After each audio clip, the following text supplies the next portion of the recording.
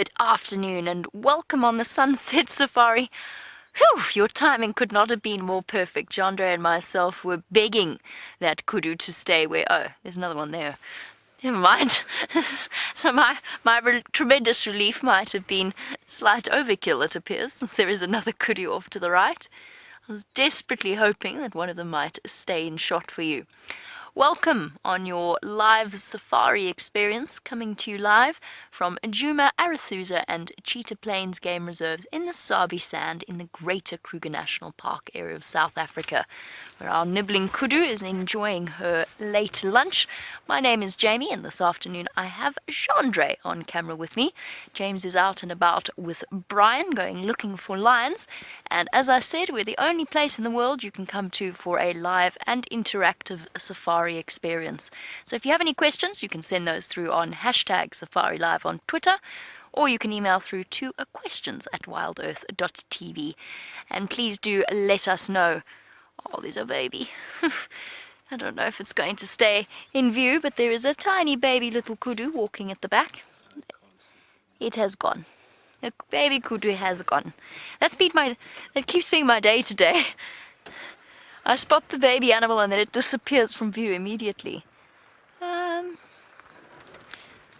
How far back do you think we can roll, Jandre? It is a glorious morning. No, it's not a glorious morning. It's a glorious afternoon. No, this little baby's going to keep us guessing. We'd have to go around. It's a glorious afternoon out here in the African bush. 23 degrees centigrade, which is 74 in Fahrenheit.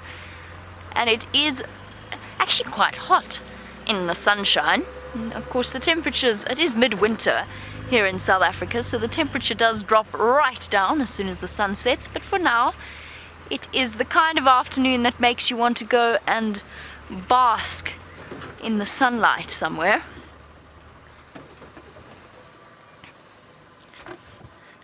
Desperately trying to get you a view of this little baby kudu. Negative, that's not going to work either. We can do this. Everybody, we're going to search for a gap. There we go. I will show you this little baby kudu, because it's very cute. Hiding away behind Mom. There's a couple of little ones disappearing into the trees.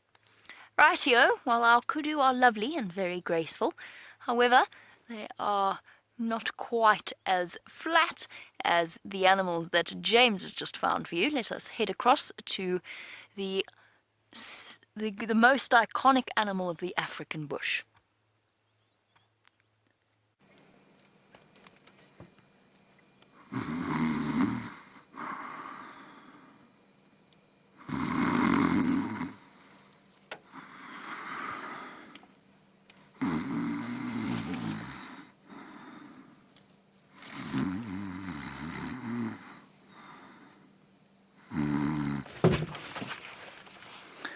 Good afternoon, everybody. Sorry about that. I was just put to sleep by these cats, which you can see are doing what cats do very best, and that is, of course, absolutely nothing. Welcome on our live safari. I do apologize if I offended any of you with that start. I thought I was being rather amusing, didn't you, Brian? I enjoyed it. Thank you so much, Brian. Brian is on camera today. And he has a special guest on the thumb today. Who's that, Brian? Pinchy Whiner. And it's Pinchy Whiner, the crab, the freshwater crab, no longer resident. Well, we don't know where he's resident. He could still be in his old hole. He might have moved. Very nice, Brian. Excellent. We've come to these lions. We knew they were going to be asleep, of course, because lions sleep during the middle of the day, and they will move around probably as it gets a bit cooler during the night. 23 degrees Celsius, which is roughly 74 degrees Fahrenheit, if I'm not mistaken. So quite a warm day for the middle of winter, and these lions are luxuriating in the shade of the winter woodland. As you can see, he did look up briefly as we came in here, but then went straight back to sleep. And so we'll have a look at him quickly, and then we'll have a look at the females just down the way. Only 3 of them, and I'm interested as to where the other 2 are. The one certainly was with her little babies this morning, and we're going to head off that way and see if we can have a look at them this afternoon. The other one, I suspect, also with those other 3 little cubs, but where they are we don't know. quite near the camp. We had some bushbuck alarm calling earlier, and we thought we might find the little cubs and their mother somewhere around there. We did have a brief look around before we came up here, but they were not around. So that's the case here. We're as live as Jamie is, believe it or not, even though I started off this show fast asleep. Do talk to us, hashtag SafariLIVE or questions at WildEarth.tv. It'd be lovely to hear from you, and especially if things get a little quiet on the animal front. It's always nice to spark some conversations about Africa, conservation, many issues that you might want to talk about regarding conservation and the African wilderness. Well, we'd be happy to try and address those as we go along. Also, I know there has been quite a lot of query about going to visit those little cubs, which are now, ooh, there we go, huge action. You see that, Brian? I think a stick snapped nearby, which got fright. I'm going to roll forward. There have been quite a lot of queries about us going to see those little cubs, which are now probably only about, 14 days old or so. And a lot of you wondering whether that's sensitive or not, or whether we should be viewing cubs that age or not. And I'll go through that as we drive there, because it's important you understand that we're being as sensitive as we possibly can. I think the clutch in this car is about to go, which is slightly disconcerting when you're surrounded by lions, even if they are asleep. Just going to ease our way in here. Well, I'm sorry to disturb you, madam. I've no doubt you'll fall asleep almost immediately. Sorry. That's a stick flicking up on the bottom of the car that's woken them up, and that makes me feel very bad. I do apologize, lions. Even though I know they will go back to sleep immediately, it's never nice when you cause them to react in a way that they wouldn't otherwise.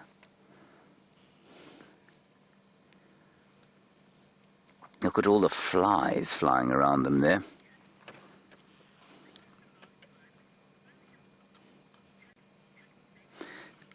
Chucky, fast asleep again.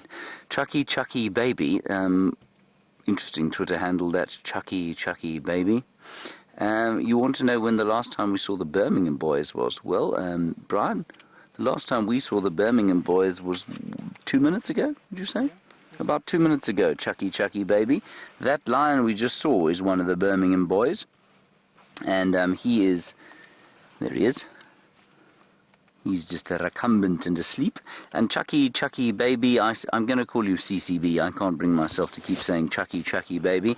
CCB, they are... I think the reason there's perhaps a slight confusion is that they are not always together, of course. In fact, they're very seldom together, and the more dominant they get in the area, the less the time that they will spend with each other. Normally, a coalition of four like this will split into threes, at least into twos. But these guys seem to spend a great deal of time on their own, either with females or just patrolling literally on their own. And sometimes a group of two, seldom a group of three, and almost never anymore a group of four of them. So CCB, there is the Birmingham boy, I think different from the one we saw yesterday on Cheetah Plains, who I think was Birmingham number 2, and I remember that because he has those two very obvious little nicks above his right nostril. There we go, beautiful belly of Lioness, and you can see there if she is lactating. She is definitely lactating, that Lioness. So which mother she is, we're not sure. We know that there are at least 3 lionesses within this pride that are lactating. That's one of them. You can see the very clear swelling of her teats. You can also maybe make out the discoloration of the fur around them, which is brought on by the extensive suckling of her cubs. You can't see her face, and I don't want to get any closer, of course, because you saw how those two reacted, because it's just a bit thick in here. They weren't nervous at all. It was just the banging of the sticks on the bottom of the car that made them a little bit skittish. Anyway, they are completely at peace here, and that is the way of lions.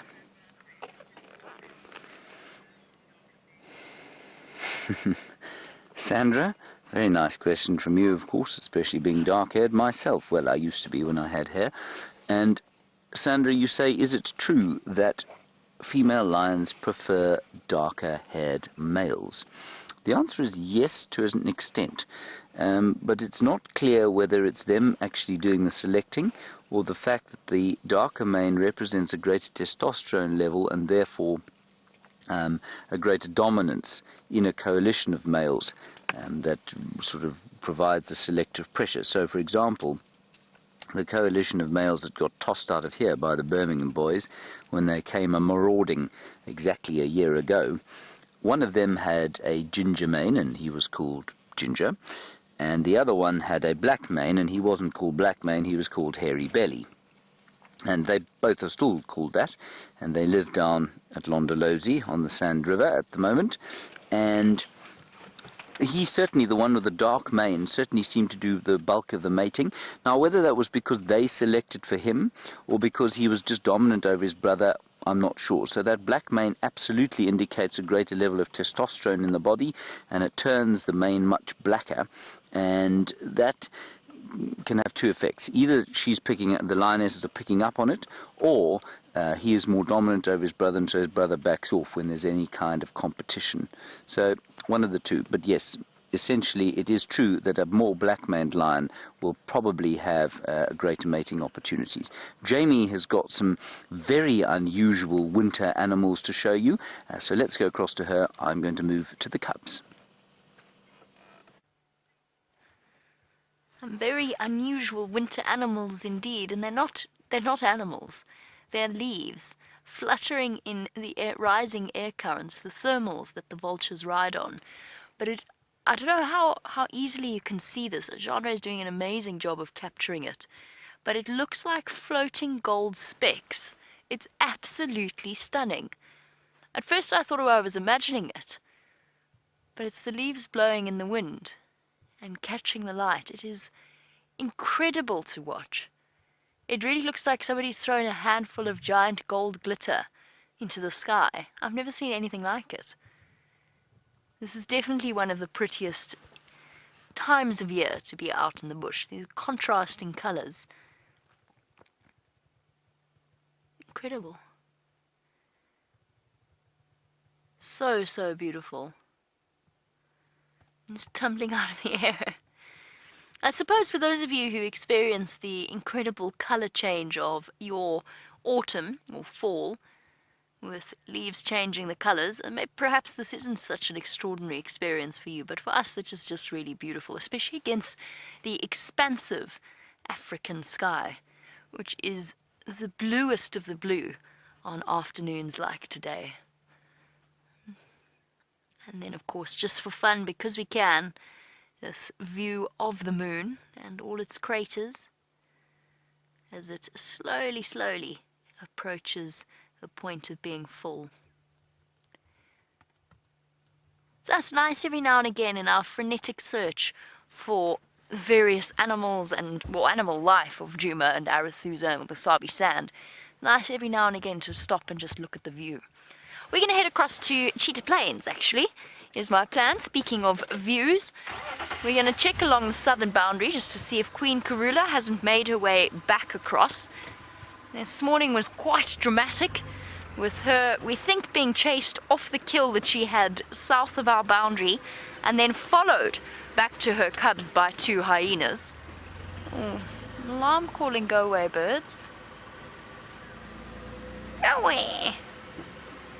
Let's go investigate what's got them upset. There is a good chance she's come back north.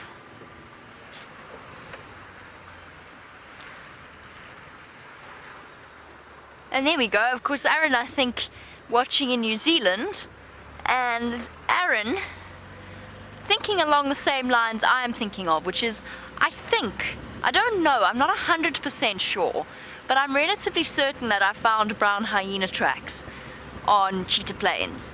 And I thought it might be a good idea to go back to that area around evening time, especially in winter when the temperature drops sooner and the nocturnal animals come out faster. I thought it might be a nice idea to go and investigate whether or not we can find, because that would be incredibly exciting. If we had a regular brown hyena walkway or pathway, that would be fantastic. Trying to find where this red-crested quahon is, and now the go-away birds are calling as well, again.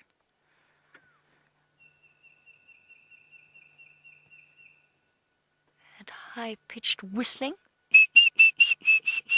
Oops, my lips are too dry.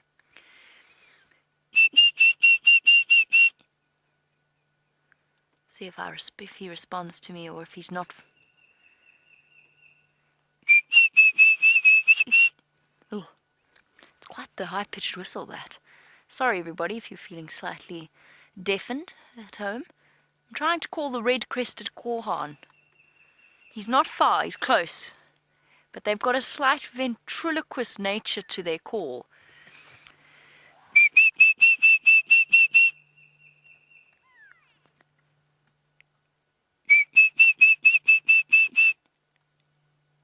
Hoping he might even give us his flight display, although it is the wrong time of year.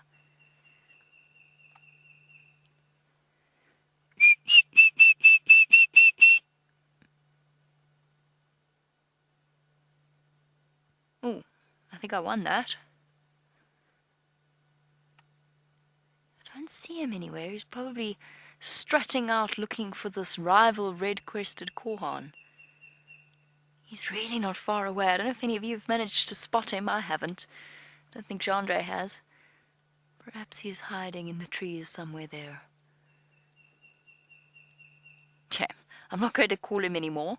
He might be intimidated into thinking that there is an enormous male red-crested quahon about to compete for his territory, and I don't want to do that. Pity, he's somewhere here.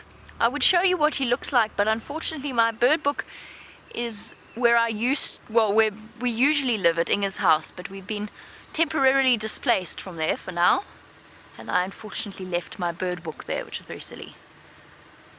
I'm sure he's sitting on a termite mound or something. Okay. Guess not. No response from him. Okay. See if there's any tracks of Karula coming back across.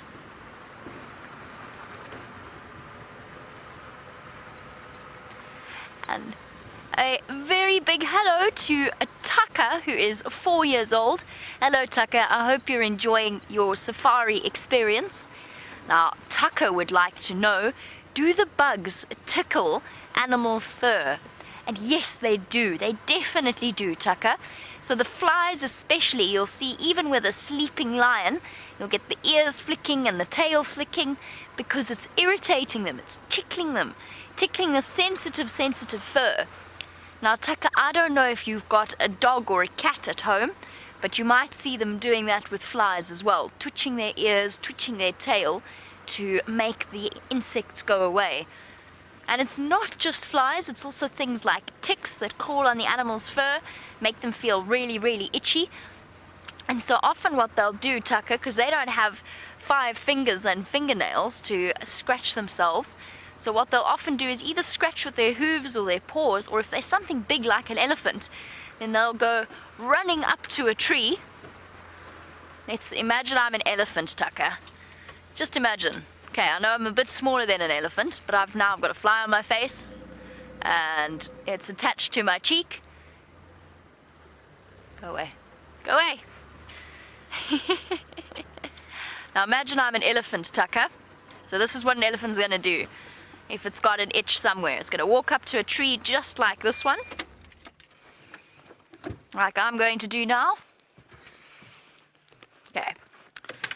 So Tucker, you have to use your imagination here, because I know I don't really look like an elephant, but imagine I'm an elephant with a big trunk, and if I'm feeling a little bit itchy, what elephants do to get rid of the ticks and the insects that irritate them is they'll go up to a tree like this, and they'll actually have a proper scratch like this, give themselves a good scratch all over on the marula tree bark. And this is the perfect kind of bark for it, because it's not too rough so it doesn't hurt their skin, but it's rough enough that it works like a back scratcher. So, okay, well, I don't think an elephant would be able to do this, but you get the idea, Tucker. Now that's what you'd have to do if you're an elephant and there's an insect bugging you. irritating your skin. I had a sudden thought as I went wandering in there that that's, I think, exactly where Karula went in that block. Also, that was little Gowrie. But it was only 5 meters.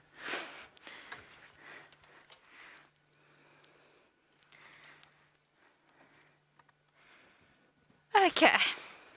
Right, now that we've shown Tucker how elephants scratch their skin, and I've taken the skin off the top 3 vertebrae of my lumbar region, we can carry on.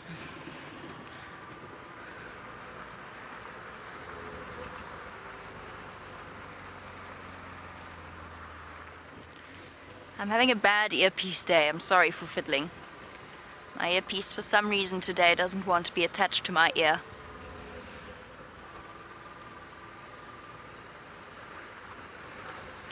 Alright, while we look for Karula and slowly move our way to the east, let's go over to James and find out what he's up to.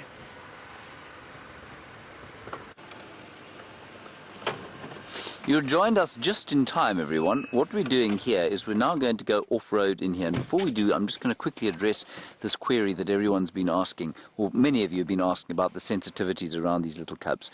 So, you know, there's no hard and fast rule. There is a rule that we don't view them as a game drive sighting if the mother is not there.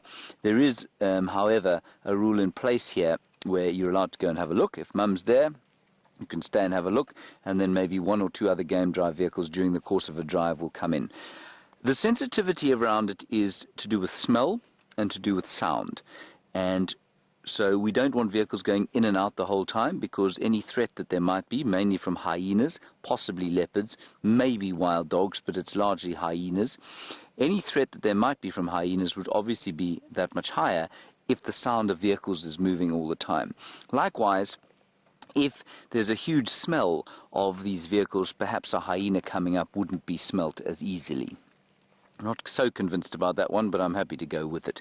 So, by going in briefly, stopping the car, not making a noise, not moving and repositioning the whole time, we are not being insensitive.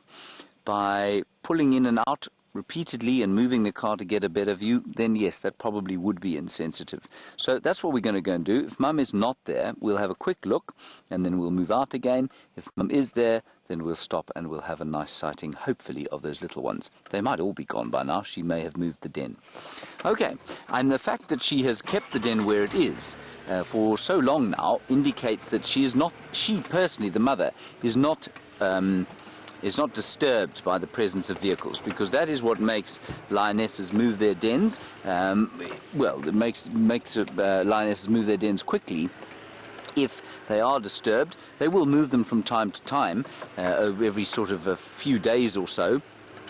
But if she'd been disturbed by our presence the first time round, she'd have moved them straight away. So please don't worry about that. And if you have any questions around the sensitivities here, please feel free to ask them. I will address them with pleasure. And it's wonderful to know that we do have so many concerned people around the world. You're concerned for these lions specifically, but it also means that you're concerned about conservation and African wildlife in general. And that's wonderful. So I'm happy to talk about that. I'm happy to debate it, even if you'd like to. Well, within reason. She found a wonderful little den site here because it's right in a drainage line. It's quite steep, which means that things like buffalo, which would kill lion cubs, can't really get in there. And so it's a really clever spot for her to be. And the best place to film them from, of course, would be to get out of the car, climb across the knobthorn tree that is leaning over the drainage line, and film them from there. That, of course, would result very quickly in death, because the mother would be very upset with you. So we won't do that, will we, Brian? No, not today. Not today, no.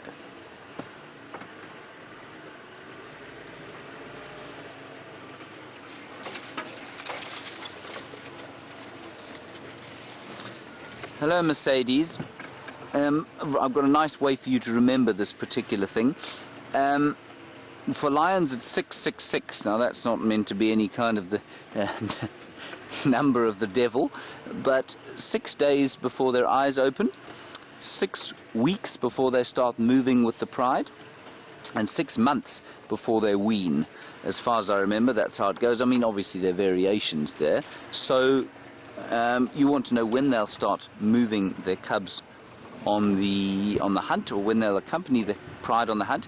They'll start accompanying the pride probably from about 8 months. But they won't contribute to the hunt until they're at least a year old. They just hang back and watch.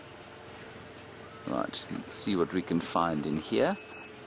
We're going to go very slowly. They're just down in here, or they were, and I can see Mum is there. Or can I? Yes, Mum is there. So that's good news.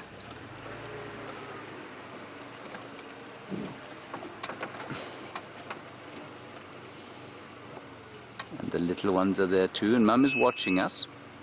Can you see there, Brian? You just let me know when you have a view of the little ones.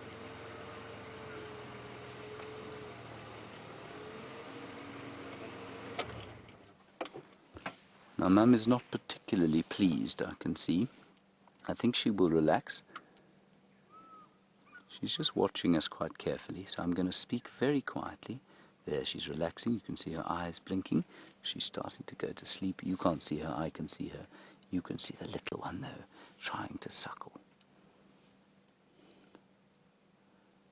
Now, if Mum was not comfortable with us, what she'd do is start growling. And she's not growling at all. She's young, you know. I think this must be her first litter.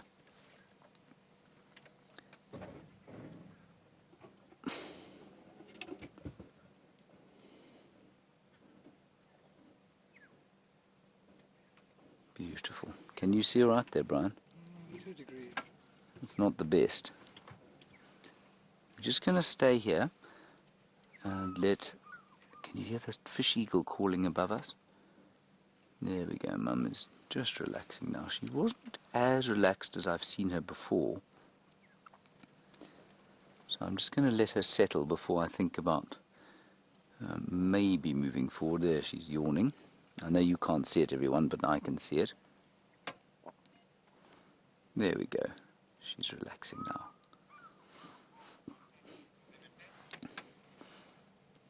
There you can see her eyes starting to close quietly. So let's sit here for a little while and see what happens. I don't think those little things are going to move too much. They look like they're trying to have a bit of a suckle underneath there. Now just 14 days old, or plus minus 14 days old. Just see if I can't get a slightly better view, and I might roll forward just now. There we go. Brian, is that all good for you? It's all right.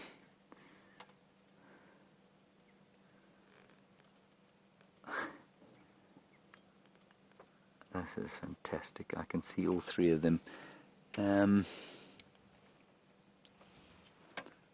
Brian, I don't think with your extra height there, I'm not sure that I'm going to get a better view. I'll tell you what I'll do. I'll just roll forward slightly.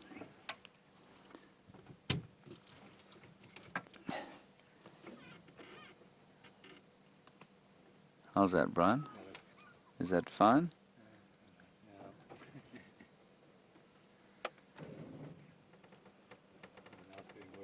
It's not going to. It's going to be good right now.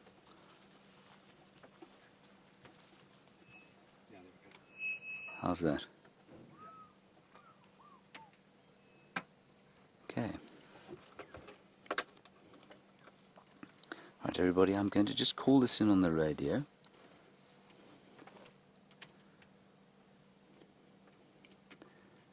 This is just too wonderful. Look at the tiny little things there. Just trying to suckle. And Mum hasn't sat up at all.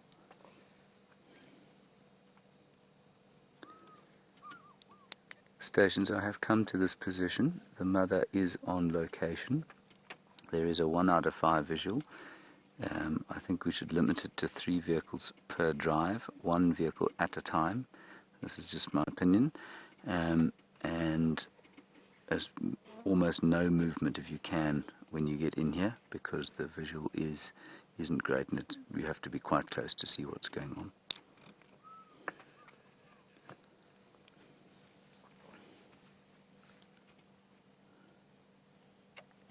Isn't that lovely?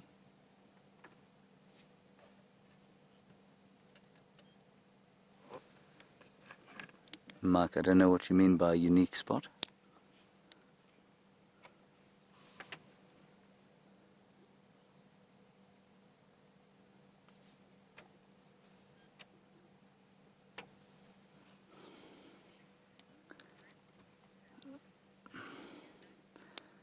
Mike, yeah, you've got to be pretty close to get a view.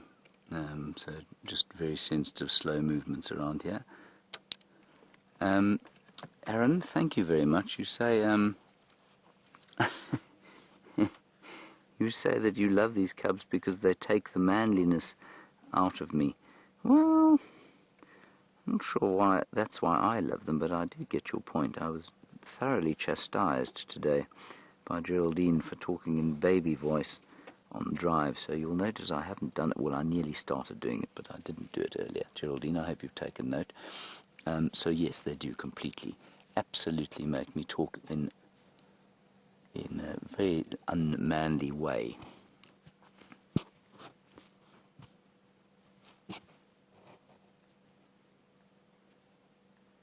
They're all suckling now. Isn't that lovely?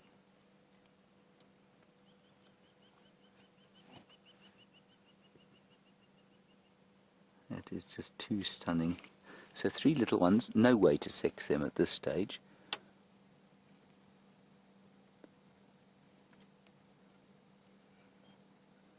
And they're all just suckling. I hope you can make out the detail there, but all 3 of them are suckling now.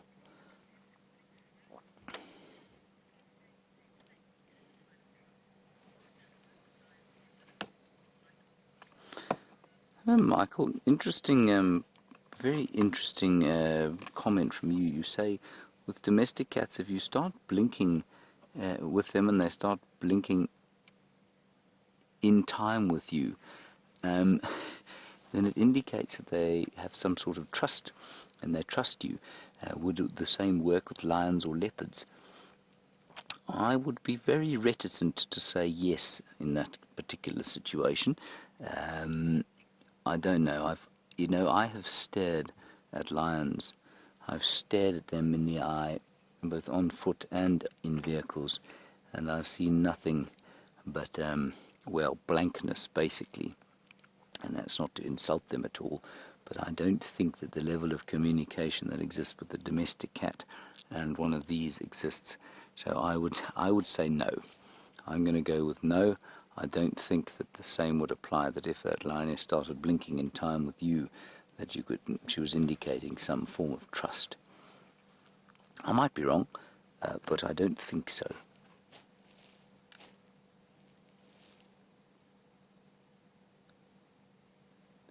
Isn't that lovely?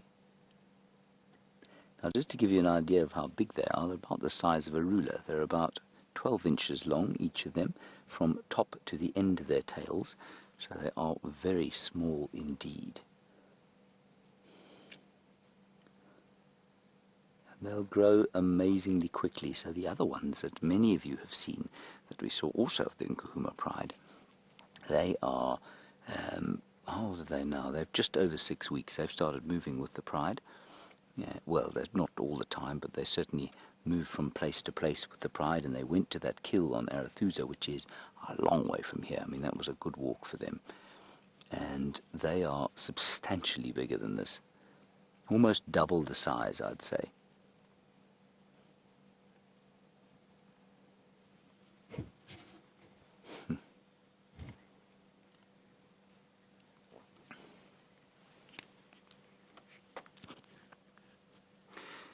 Catherine, I have to agree with you. You say you can't believe we're so privileged to watch these little things. I can't believe it either. I've never had this privilege before. In all my years of guiding, I've seen young lion cubs, but I've never been in a position where we've been able to view them in a den site like this. It's too special. This is why, of course, I speak in slightly babyish tones sometimes. Brian, I've held it together today, though, haven't I? To a degree. Yes. Much more manly today.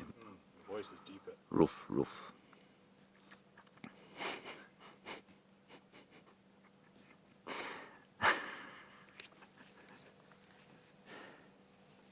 Not sure roof, roof qualifies as manly. I'm just going to try and move that stick out of the way, everybody. How's that?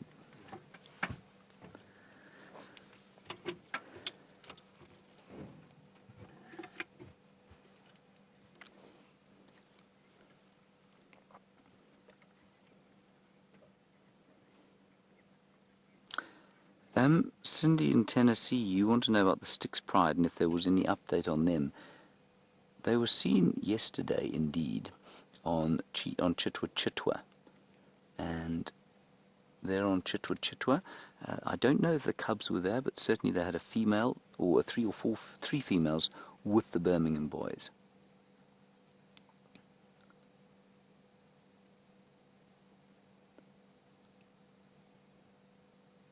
So I don't really know. Oh, look at that. This is incredible, people. This really is something special. So the Styx Pride cubs I don't know about. I certainly haven't heard anything negative about them. But you see, they spend quite a lot of time on Chitwa Chitwa, southern end of Cheetah Plains, and onto Mala Mala. And that's why we don't see them very often. Jamie's going across to Cheetah Plains now. I don't know how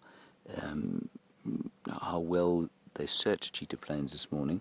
I don't mean that negatively. I don't know how many people were around on Cheetah Plains this morning. Maybe they were around there. Look at their little ears moving with each suck. So, if we go back to the sensitivity of it, you can see, well, I hope you can see that we're not having an effect here. Mum looked up as we came in. She's gone back to sleep. The cubs are suckling normally. We're making no noise. Were a hyena to come across here, she'd pick it up immediately. Were there to be some form of rustling in the bushes, she'd pick that up and hear it immediately. This is why I'm talking quite quietly. And is our smell affecting them? I don't believe so. I'm not sure how much they rely on smell when they are in a position like this. Probably a little bit. So that could be the only thing I suspect that we could say was maybe compromising the sensitivity of the situation. We're not going to be here for long, probably only another 3 or 4 minutes, and then we'll move out.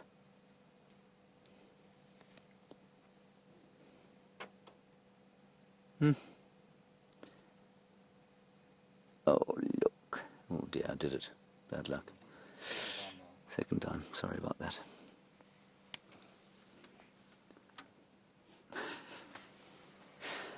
It's difficult to be manly around them, you know, Brian. I do. And Brian and I, of course, you know, we're doubly unmanly because as soon as it gets vaguely cold, we put jerseys on, which is very unmanly, isn't it, Brian? It's the least manly thing you can do.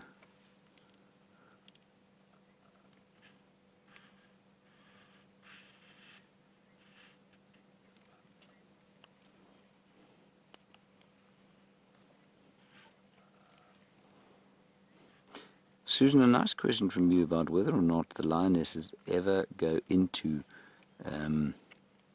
into the den site before the mother's ready to introduce them to the pride. Yes, sometimes, and certainly we only found this den site because there were other lions around here. Jamie was following the lions trying to kill a buffalo very close to here a few nights ago, and that is the only reason that we know they're here.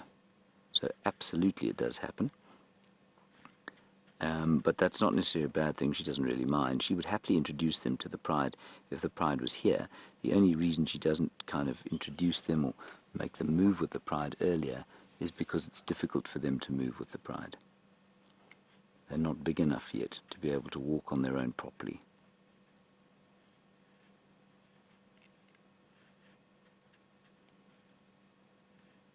So lovely. Trying to take a picture, but it's hopeless through all that bush.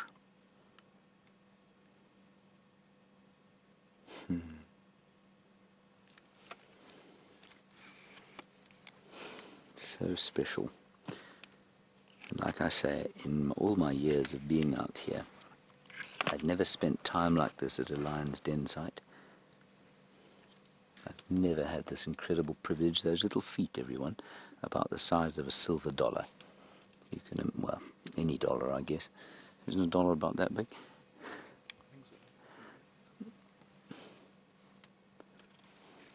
So they really are so very tiny. Slightly, probably slightly bigger than a domestic cat's foot, but not much. But they're definitely fatter. And you can see they're more exploded. So you can see that the 3 or the 4 pads at the front are further away from the back pad than they would be on a domestic cat. And look at the muscle definition there. You see this strength there in the forefoot.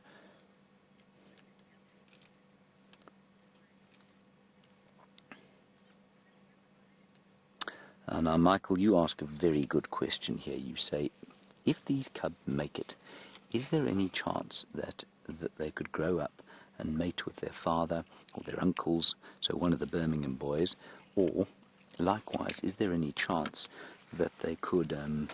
oh, she's up. She's heard something. I think it's babblers that are just foraging around here. Michael, I will get back to your question because it's a very good one. And the answer is yes, it is possible. But this is why, well, one of the interesting things about a coalition tenure, as you say, or you suggest, would another coalition take over? A coalition's tenure is normally not much longer than 2.5 to 3 years, which basically means that by the time these lionesses, let's assume that 1.5 of those 3 are lionesses, by the time they're at breeding age, the coalition will either be in its last throes and be about to toss out, or that what will happen is that they will mate with their daughters, and in so doing they do create incest, but within the next year normally another coalition will take over, and so those got something in her nose. So that coalition that does come in. Sorry, I'm just hearing some noise behind us. So the new coalition would kill those cubs born of incest, and that's normally what would happen, Michael. But remember with the cats that incest for up to 6 generations is seemingly okay. Doesn't seem to have any deleterious effects. So incest is quite possible with these cubs. Likewise, it's possible that a young male might try and mate with his mother or his sisters, but that's why they get tossed out when they're about 3.5 or 3 years old, in the same way that Junior was, as he started to try and mate with these lionesses of the Nkuhumas pride. Now, Junior, for those of you who don't know, was a male who grew up with the pride. I think probably the same age as this female we're looking at here, about 4 years old now, and she might actually be younger than that. You can see her nose still completely pink, so I'm pretty sure these are her first cubs.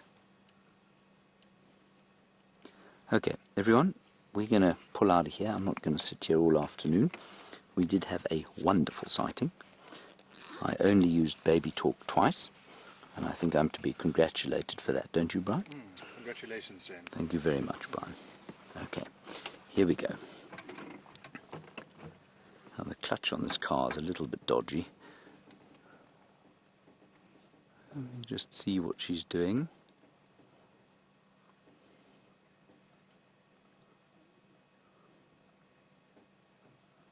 Okay. Just want to see what she does quickly. Let's just sit here for 2 more minutes. We'll pull out once Jamie's on cheetah plains. There we go. Just wanted to see if they didn't start having a little bit of a play.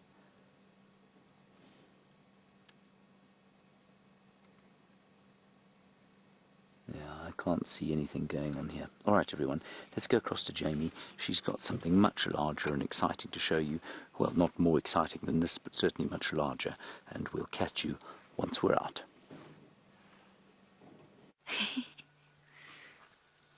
Oh, I think our elephants are definitely exciting. I would describe them as exciting, but they're definitely a lot larger and certainly a lot less fluffy than the lion cubs that you've been looking at with James.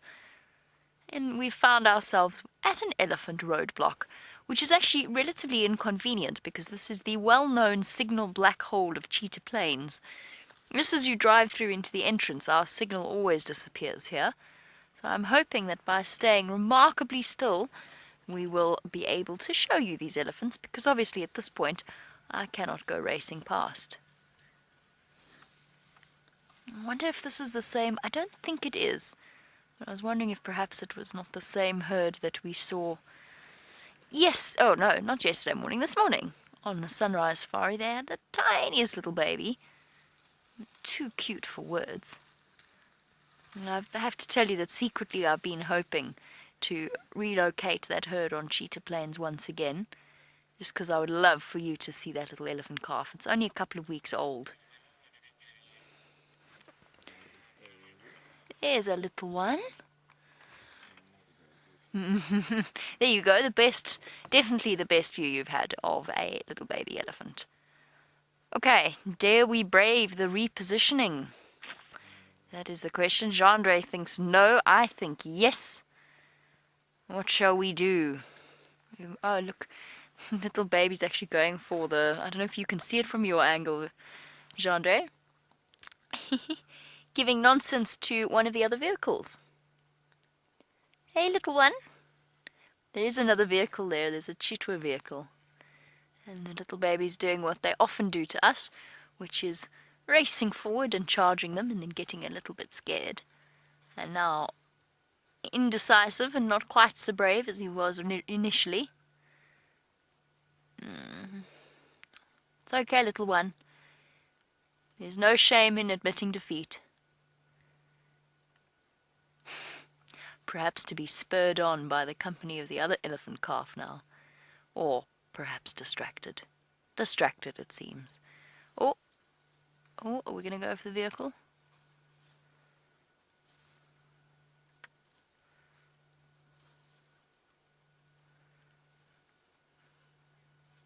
Let's go forward a bit. There we go.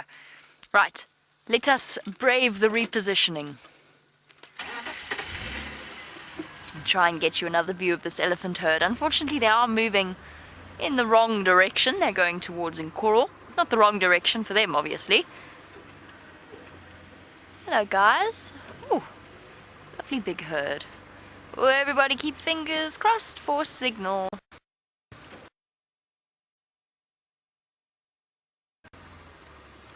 I think I'm gonna... Oops. Okay, we're gonna stop. We're gonna stop here. Nobody breathe, nobody move. We seem to have signal.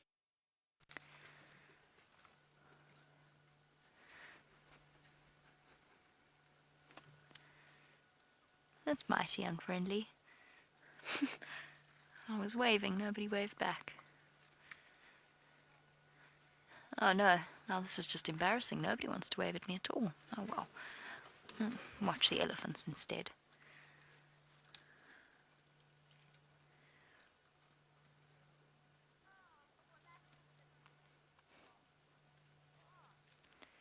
Lots and lots of elephants. Busy munching on sicklebush, largely.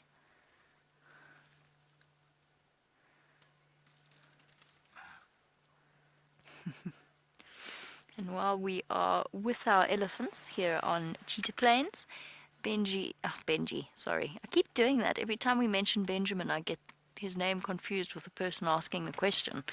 Aaron, New Zealand Aaron, has said that another baby that it would be delightful to see would be Benjamin Button, the elephant that is old before his time, baby elephant with the most wrinkly forehead in the entire world. You are absolutely right. I would love to see Benji again. Oh, yay, I got a wave. I'm not being completely rejected. I agree, Aaron. I think to see Benji would be marvelous. I think he's a character that we've come to know and love. I wonder if he's going to always keep that really easily identifiable wrinkly forehead. I don't think so. I don't think that he is. I think he's going to change. But hopefully we will be able to watch Benji grow up and become a big, strong elephant bull. At the moment, he just looks like he's got lots and lots of concerns and quite possibly the world upon his shoulders. This elephant, on the other hand, the only responsibility she's feeling at the moment is munching away on the black monkey thorn.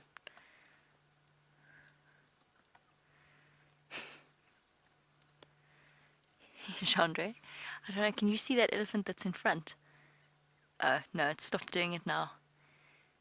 It's, hasn't been terribly successful in its sickle bush eating habits. But I think we're in the wrong place and we can't move.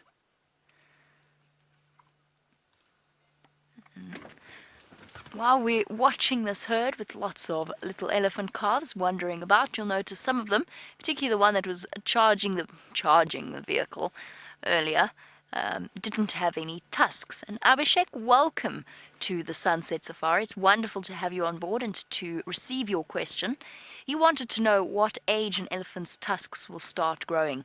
They'll start poking through at usually around 3 or so years old, possibly just a little bit before, possibly just a little bit after. Like kids, it depends on the individual itself. So you know how some kids lose their teeth earlier than others, or grow their permanent teeth earlier than others? A little baby elephant is like that. The interesting thing about that is that little baby elephants actually have milk tusks in the same way children have milk teeth, but you don't actually see them. They don't protrude beyond the lip. As they are modified teeth. That is what a tusk is. A tusk is a tooth, but a very long tooth, a very specialized tooth. And a very, very solid one. And then some elephants, of course, as we saw this morning, with the tuskless females, some elephants, a very small percentage of them, don't get tusks at all. They just never grow. And we're surrounded by, not surrounded, we've got just the sounds, accompanied to the sounds of elephants feeding absolutely everywhere, munching away. And it's such a peaceful sound, it almost lulls one to sleep.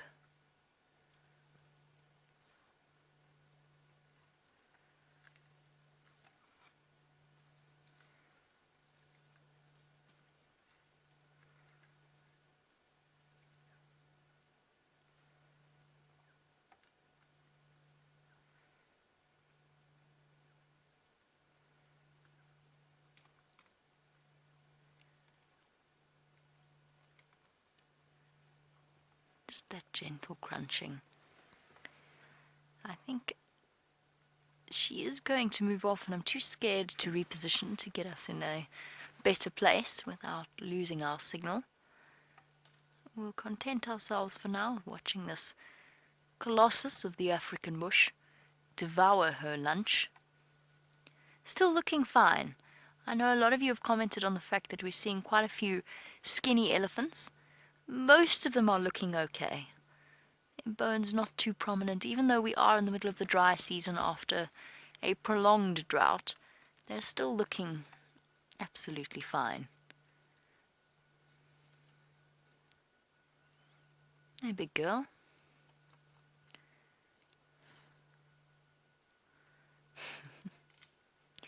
The nice thing about Cheetah Plains is it carries with it enormous potential for lots of marvelous elephant sightings. I think we should go and try and find one where we don't run the risk of losing our signal. And while we do that, let's go back across to the wonderful Mr. Hendry, find out how his day, if his day could get any better than it has already been.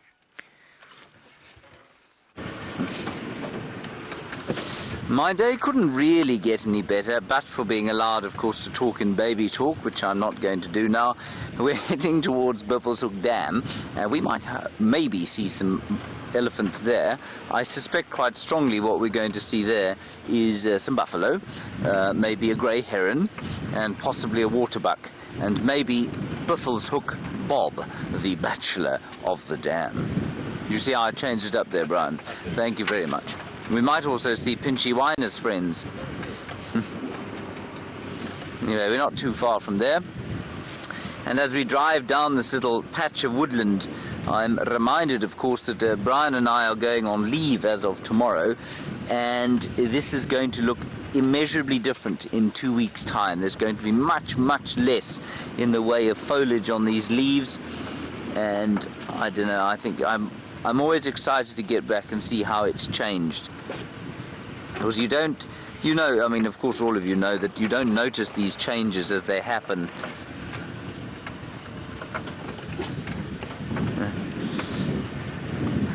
Hello, Andrew Firestone. You're a new viewer and you say, is it autumn here in South Africa? No, Andrew, it's not autumn. We're in full-blown winter in the same way that the Northern Hemisphere is in full-blown summer.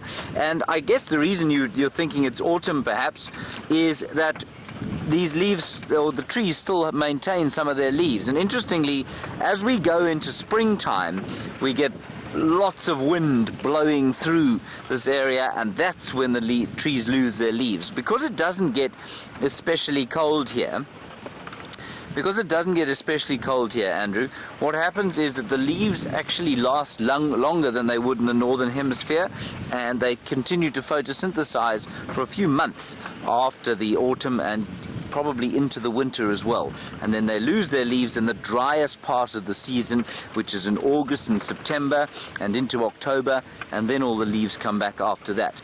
So although it looks like it's autumn, it isn't. It's full-blown winter, and we get that kind of wintry look where all the trees that look like skeletons a bit later on. Ooh, there's a zebra just up ahead. He went trotting off. There he is.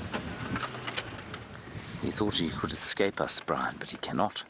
There he is. Looks like a lone fellow. No, there's another one going off behind him. This will be the stallion. I say that with confidence, and it is a stallion. Phew. Now, he may be part of a little group of 2 or 3 stallions that are not quite old enough to have their own harem yet. Or he might be the harem leader, in which case his oldest wife will be leading the herd through the woodland, and he'll be standing behind here. That's largely because any threat that could assail them would most likely come from behind, and he, being the larger of the group, he is best equipped to deal with the threat. Right, let us go through here. There are some buffalo, as predicted. Bob, the bachelor of Buffelshoek, is indeed in attendance. All we're missing now is the grey heron. And no, Egyptian geese we got. We don't see any grey heron, though.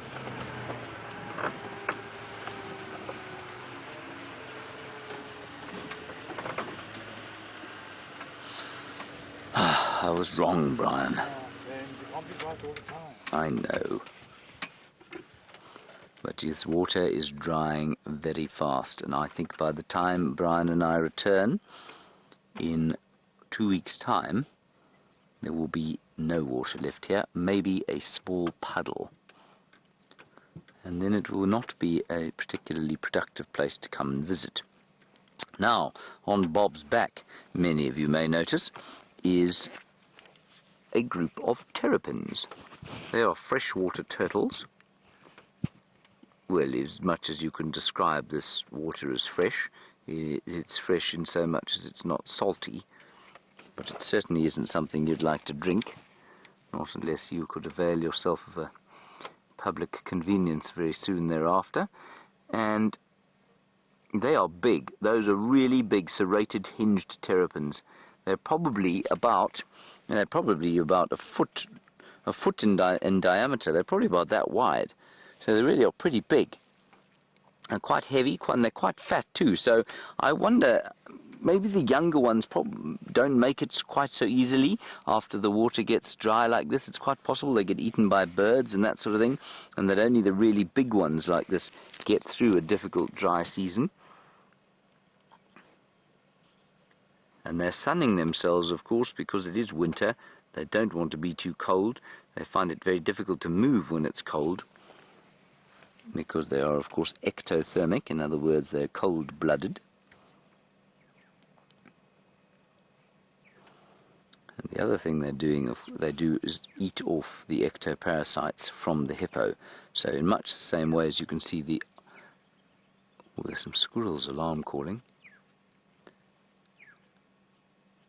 In much the same way that the oxpeckers are sitting on the buffalo behind the hippo, eating off the ectoparasites and the ticks there, so it is that the terrapins will be eating off the ectoparasites on the hippo.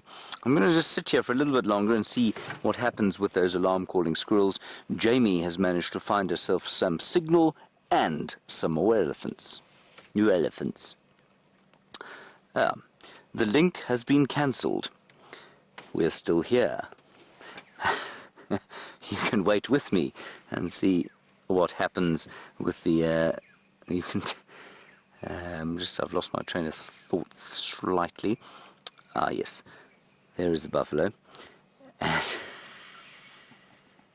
sorry, everyone. I got completely flummoxed. I shouldn't have been flummoxed, of course.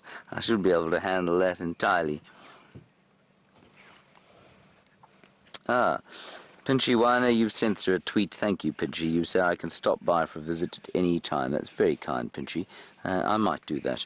Thank you very much. If you could send your address, that would be great. Now, Brian, the other thing here, of course, these two Egyptian geese. And if there was ever an advertisement for not to get married, well, Egyptian geese provide it. They do nothing but argue with each other, and when they aren't arguing with each other, what they do here is stand, one of them looking like it's sulking, the other with its back turned, feeding. So it looks like the most appalling domestic arrangement that the Egyptian geese have. Normally they're standing, staring at each other, going, whack, whack, whack, whack, whack, whack, whack, whack, or they're flying around the dam here, one of them chasing the other, shouting very loudly. There are plenty of examples of animals that show much better examples of marital bliss than the Egyptian goose, but the Egyptian geese really bad example for monogamy. Look at them. You can see they've just had a spat and they don't know what to say to each other. There's quite a lot of alarm calling going on just north of the dam here. I think it's going to be worth sitting here just to see what happens. I wonder if there isn't a predator coming down here to have a drink. We don't know where that Nkuhumas lioness with the 3 older cubs is.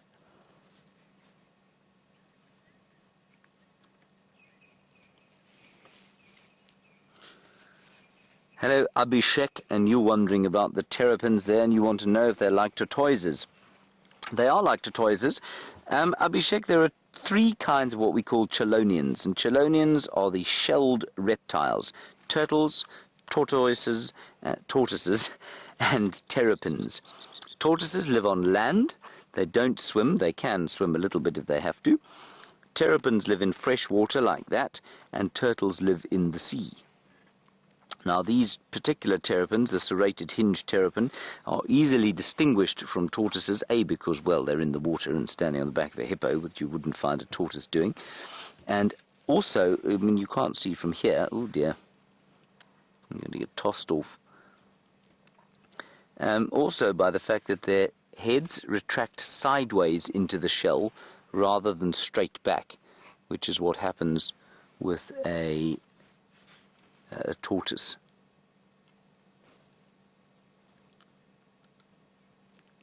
So, Abhishek, that's the main difference. Terrapins tend to be carnivorous, so they'll eat ectoparasites and things like that. They'll also eat small fish.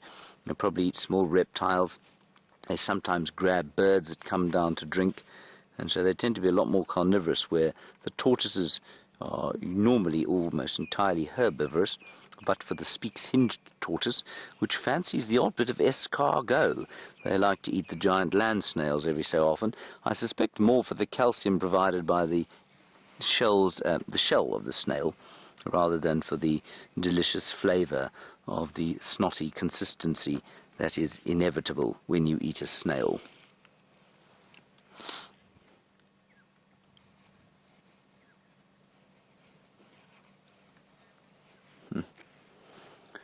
Book Diva, you want to know how come it is that Hippo allows those very large terrapins to stand on his back. Book Diva, I suspect for the same reason that I sometimes just allow flies to sit on my head. It tickles and it feels nice. I'm being slightly facetious here. I don't think that they have any effect on him. I think he's just got used to them. I suspect the first time a terrapin climbs on the back of a hippo, he probably shakes them off and gets a bit of a fright. But eventually they just realize there's no harm done. And, well, in the same way that a buffalo allows an oxpecker or sometimes a cattle egret, which, doesn't eat ticks off it. But sometimes you'll find a cattle egret standing on top of a buffalo or a heron standing on top of a hippo. They don't have any effect on them. And I actually suspect quite strongly that it feels quite nice to have them walking about on top there. Probably just gives them a little bit of a tickle. You like a back tickle every so often, Brian? I love it. Yes, you see. I find the same. Not that I've ever had oxpeckers or terrapins crawling around on my back or on my head. All right, that's enough of that. Let's move on. I'm going to just stick my head down the northern end of the dam, see if there isn't anything coming this way. The completely relaxed nature, however, of those buffalo bulls indicates that were a pride of lions to be coming this way, well, they're very confident in themselves, or there isn't a pride of lions coming this way.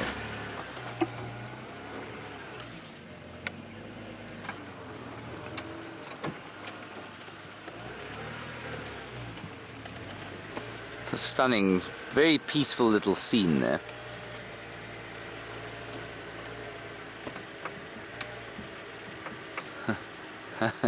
This is a wonderful opportunity.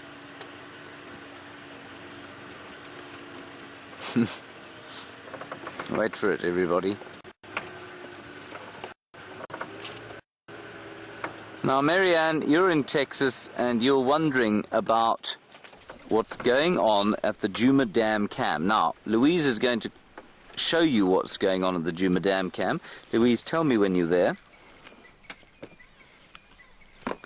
Now, there you will see two water monitors, and those water monitors apparently are in the business of creating more water monitors. So they have been mating with great enthusiasm for much of the afternoon. And Marianne, you want to know how long they will keep that up for. To be honest with you, Marianne, I couldn't possibly tell you. I suspect quite strongly, though, that they're mating now. I'm just opening a book here to see if I can get you a little bit of information. But I suspect they're mating now. No, they are mating now. Good grief, the male seems to be drowning the female. That sounds horrid.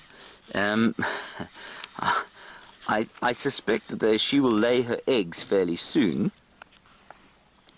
And they lay up 20 to 60 eggs. I'm reading to you now, of course. I'd love to tell you that I'd remembered all this, but I didn't. And the reason I wanted to look at that is that they hatch in 4 to 6 months after they're laid. So that will be in the height of the summertime when they are eventually hatched. So, yeah, that's quite interesting. For 20 to 60 eggs laid in a termite mound, they'll go and find a termite mound somewhere close by. They'll mate in that. No, not mate in that. She'll lay her eggs there, and 4 to 6 months later, the little ones will be born. I suspect 4 months from now, of course, will take us to, well, November or December. So, yeah, that's why they'll do it. Height of the summertime. And Kerry, you have been watching that rather than anything going on here, and you say they've been mating for over 30 minutes. That is quite impressive, I must confess. I think most of the reptiles actually take quite a long time for their conjugal visits, as it were. And yeah, that doesn't surprise me at all. Crocodiles take ages over it. I'm not sure how long it will go on for. I suspect a couple of hours. And remember, of course, they're in the water. It's chilly. They're ectothermic in exactly the same way that those terrapins are ectothermic, which means that all of the heat that they have must come from the environment, which means that they are cold, and so it's going to be difficult for them to move with any kind of speed. And so I think anything going on there is going to be happening very slowly. And it's quite interesting there. Apparently the female is rising, the male struggling to hold on. I'm going to ask Louise how she's identifying one from the other. I don't think I'd be able to identify one from the other, because, of course, they're not equipped. I'm not assuming, at least, I think, if I'm not mistaken, no, hang on, I'm wrong. Yes, he does have, I think he's got what we call a hemi-penis, which is a penis that splits in two at the end. And I think they do have that. Some reptiles don't, and many birds don't, of course, and they just sort of join their cloacal openings together, so it's very difficult to tell who's male and who's female. But I think Louise is probably correct there. I, of course, cannot see what's going on there. I'm having it narrated to me. I think it's wonderful that we were able to see that with the Djuma Dam pan. So keep an eye there. And Louise says they now look like the Loch Ness Monster, which I think is quite amusing. I am currently driving around the Buffelshoek Dam just to see if I can see what those squirrels were alarming at, see if the other lioness isn't around here somewhere. While you are watching mating lizards. So we've just come to the other side of the dam here, just to see if there isn't any evidence of perhaps another lion lying in the shade with 3 other little cubs. But I haven't seen anything here, and I haven't... Ooh, there's plenty of tracking. 1 track. 1 lioness here. No cub tracks, though, so I'm sure it's that lioness who comes down to have a drink here every so often. Sorry, beefy buffaloes, we're going to disturb you slightly as we come past. I do apologize. In fact, this is quite a nice view, isn't it, Brian? A view of our beefies and of Bob and his free riders.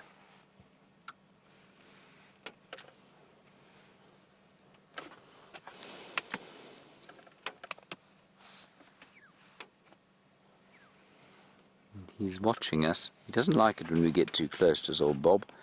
He starts to move away, or he stands up and shows us the full extent of his impressive 2.5 tons. That's 2,500 kilograms, about 6,000 pounds. So they get very, very large indeed. This Land Rover that we're on weighs 1.6 tons when it's unladen. With Brian and the equipment on it, it weighs probably a maximum of 2 tons, so that hippopotamus is substantially heavier than we are here.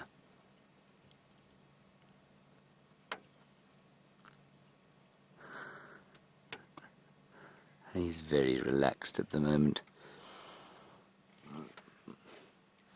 And Pam, you ask a very, very good question, of course, about Bob the hippo and what is likely to happen to him when his waterhole dries up.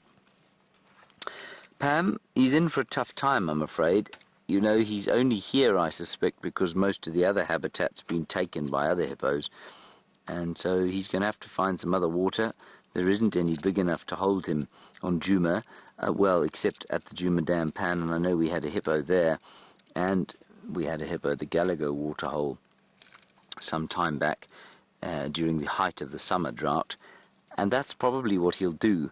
But, you know, during the drought season, there have been quite a few deaths of hippopotamus in the Kruger Park, and that's because they just don't have the habitat to be in. And so, yeah, no, it's a slightly bleak future for him unless we get some nice early rains. Because I suspect he's just not quite big enough to take a territory in more salubrious environs. What is wrong with this buffalo's nose here, Brian? Oh, nothing. He just says that he's got quite a lot. He's just got quite a lot of fur underneath his chin. See that, Brian? I do. He's got quite an impressive beard. A goatee. He's got a goatee, even though he's a buffalo. And a bit of stick and grass attached to the snot coming out of his left nostril. Lovely. Especially impressive shining as it is in the lovely setting sun. Would you like to look at these snotty buffalo a bit more, Brian, or shall we move on? You can move on. I think we should move on. Okay, here we go.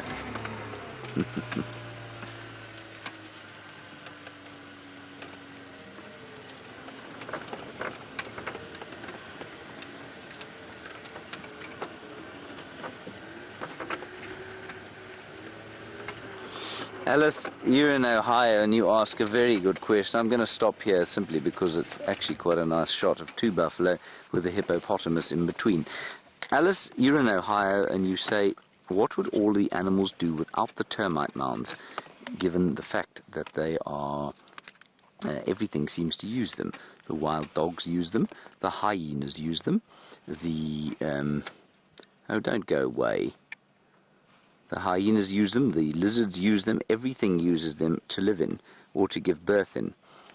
And Alice, the answer is, well, they'd really struggle, wouldn't they? They are really a very important source of home for many, many creatures, including one of the other chelonians, or the other chelonians being the speaks-hinged tortoise, and that's one of the tortoise species that we get here. And they live for the winter in the middle of those termite mounds. So yeah, lots and lots of things live there, and they're the reason so many things live in them is because they're so beautifully well insulated. They're brilliantly designed.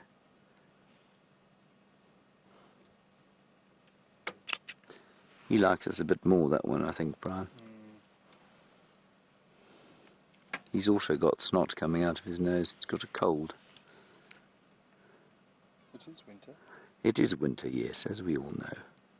One shouldn't judge him too harshly.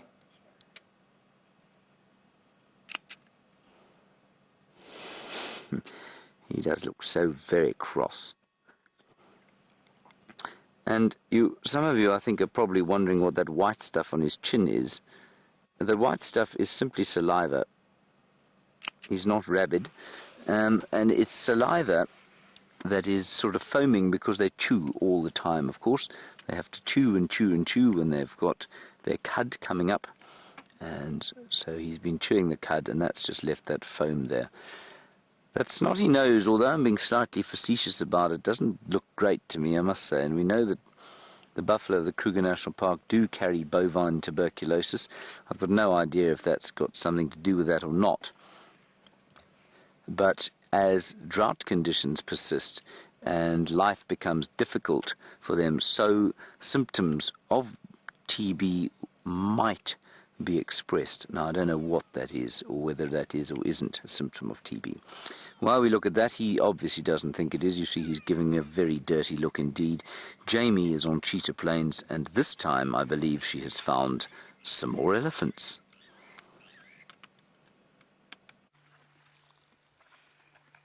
Well, it's a huge relief to hear that the buffalo is rabies-free. Our elephants are also rabies-free, as far as I can tell, but I will say that they are incredibly numerous on Cheetah Plains this afternoon, which is sort of what we predicted. I actually didn't mean to stop here. I was going to rush around because there's a herd racing towards 3 in a row pan to go and have a drink, but I have hit an elephant roadblock. Not actually hit, but I have encountered an elephant roadblock. And since it is such a beautiful afternoon, we can spend some time watching them before they give us a chance to drive past and back across to 3 in a row pan, which is actually 2 in a row pan today, as we confirmed this morning. A female straggling at the back. There's a huge herd that ran past us earlier.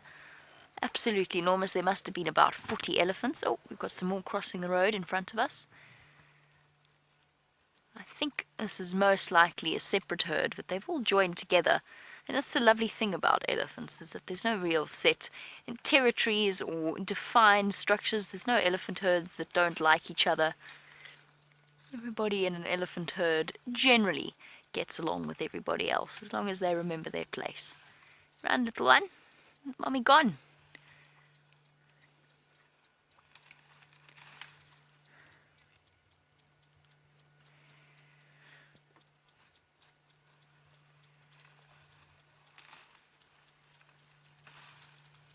And hello to Mary Edwards, as we saw that young calf dash across and we spoke about the age at which elephants start growing tusks. And I mentioned the fact that not every elephant will grow tusks inevitably, that there is a genetic abnormality that causes them to be born tuskless.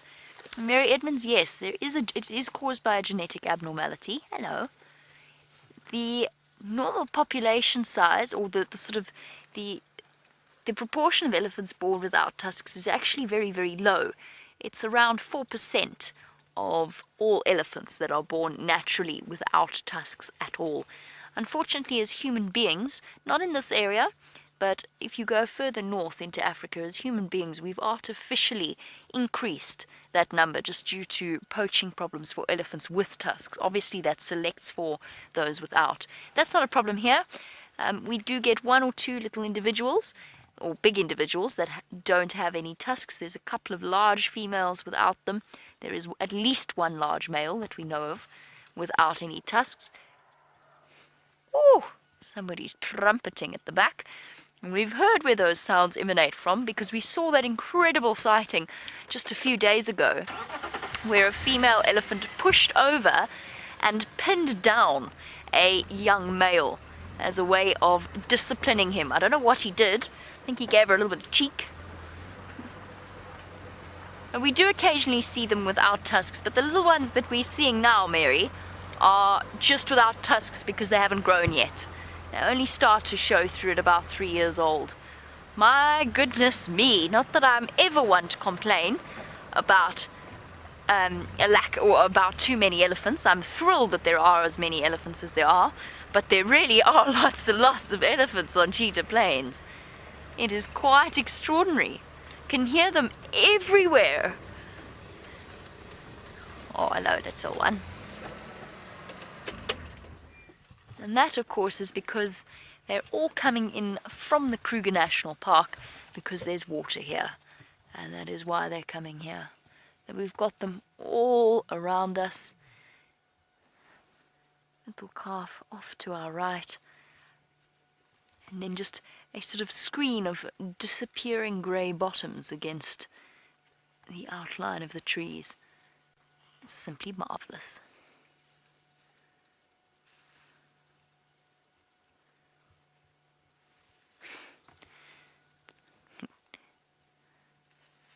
Chandra, there's a little one that, I think he's going to stop doing it, but it's a little one doing ballet. That little one straight ahead was a little bit too, yeah, that's the one. There we go. He was doing ballet, but I think it stopped for now, or resting its little feet, resting its weight on one hip. But it was doing little attitudes and little dance moves. Baby elephants are always tremendously entertaining to watch, especially when they learn to use their trunks, which doesn't come straight away, it comes with practice. Now, Michael, there are no bones in an elephant's trunk. There are somewhere between 50 to 100,000 muscles, though, in a really complex structure. They're sort of horizontal, vertical, and cross bands. Oh, there we go, he's doing ballet again. Itchy ankle. Almost, little one. Yes, you get that tree. You get it. Show it to his boss.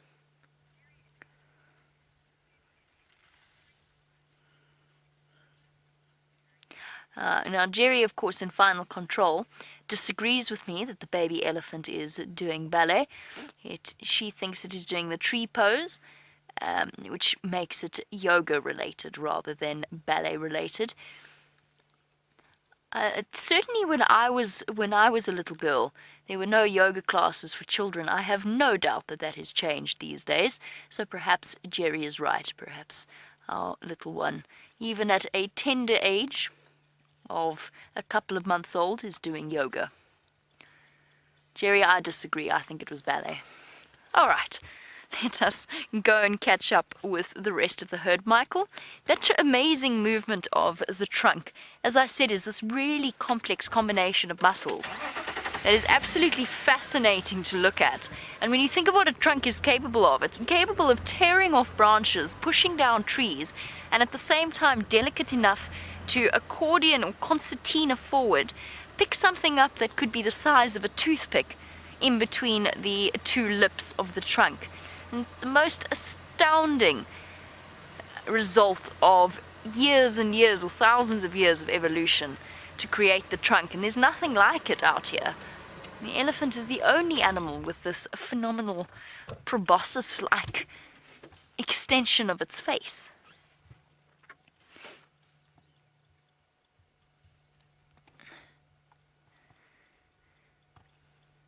It's something that is truly fascinating to watch elephants use.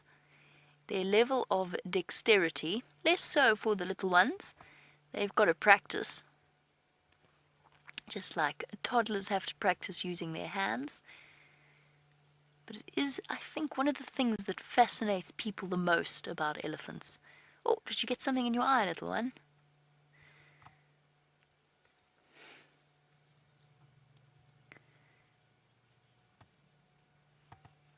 Oh, I don't think you would have been able to hear that. But most of you will know, by the way, that little elephant has got his friend. Got a fork-tailed drongo fluttering about, picking up any insects that this little elephant happens to disturb. Now, I'm not sure any of you could hear that. There was that deep, deep rumble that elephants use to communicate, and which I find innately comforting whenever I hear it. That was a particularly low rumble that one of the females gave, and I say it was one of the females, I think it was.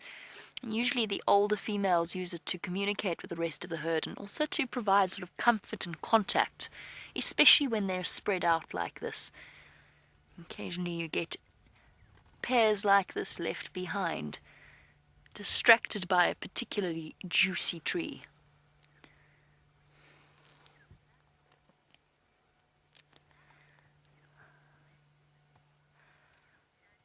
Hello to you, Daniel, while we watch our little baby elephant, and welcome to our live safaris. It is marvelous to have you on board, Daniel, and I'm so glad you get to share in this elephant sighting with us.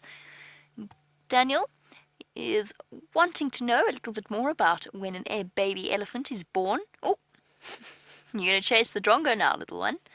That will be very unproductive.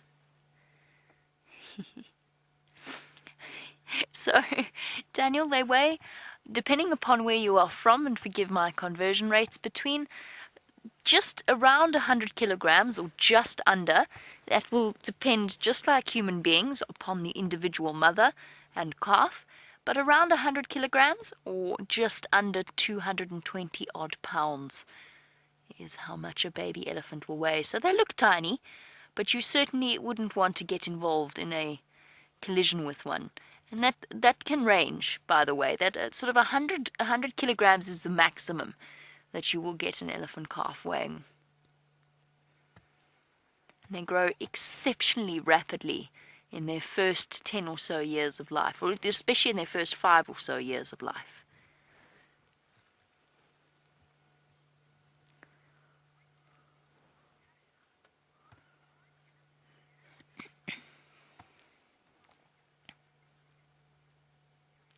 Hello to Tasha. Speaking of the elephant's anatomy, we've chatted a bit about, we've touched on their marvelous trunk, or their tremendous trunk, and now onto their elephantine ears. No, that didn't work, sorry. Anyway, moving on very rapidly. Tasha, in terms of their ears, no, they're not made up mainly of cartilage, although they do have a little bit of cartilage in their ears, but most of it is skin, but also blood vessels. So, Tasha, I'm sure that you know that the elephant's ear is its air conditioning unit. Well, if you didn't, I'm telling you now. In other words, it's the way in which an elephant cools down. So what is in that ear mostly is blood vessels. There's a strip of cartilage that holds its shape, and then most of that is a dense network of capillaries to bring the blood close to the surface of the ear. So when they flap them like that, they're not saying I'm angry. They're basically telling you that they're hot and they're trying to cool down. With a tremendous amount of blood that pumps through those enormous ears, with that enormous surface area, it allows them to rapidly cool down. I'm hoping we haven't missed our herd drinking at 2 in a row pan, a different herd, the herd that came running across. I do want to scoot forward and go and investigate that. In the meantime, let's go across to James, who has got probably the antelope that wins prizes for being the best looking.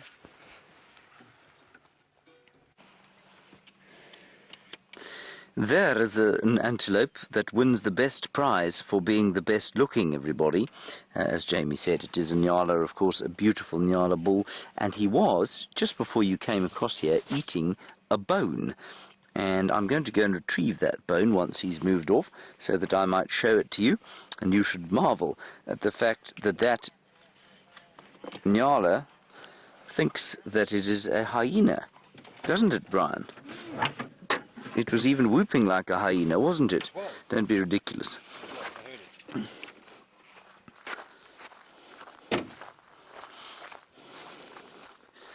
It's going to be all gobby, Brian.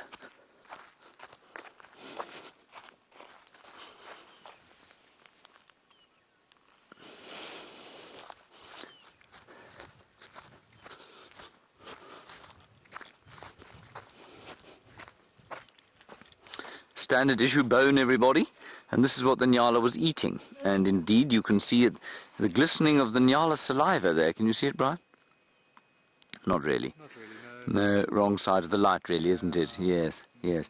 Anyway, it's not unusual. It's completely common, of course, for nyala, especially this time of the year, to eat bones. Nyala are particularly fond of it, but many other antelope as well will suck on these bones. Apparently, it is largely for phosphorus, but also for calcium that they get out of these bones, and of course that's because it's just simply not enough of it in the foliage that they eat. Can you see his teeth marks? I cannot see his teeth marks because I think they do more sucking than chewing, you know, being blessed with teeth rather like ours, and we might... No, I'm not really going to do that. It would be quite dangerous, I think, for us as human beings to be trying to put these sorts of things in our mouths.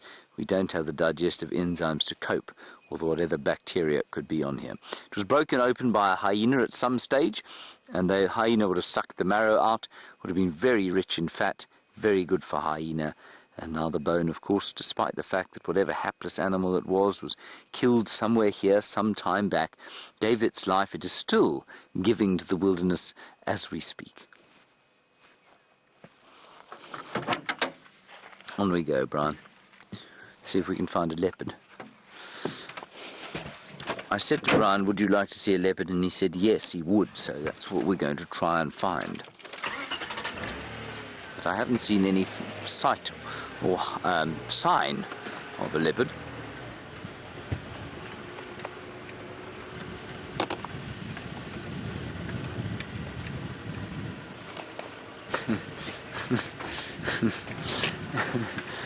Hello, Tony. Tony, you're wondering how Nigel's doing. Now, for those of you who don't know, Nigel was a nyala that was eaten by, I think, killed by Tingana, and then he was eaten by some lions.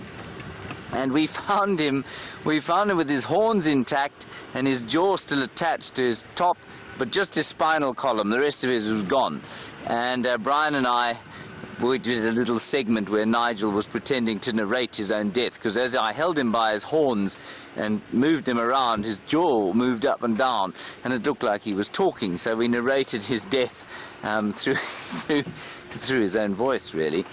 And we then put him in a plastic container full of flesh-eating beetles.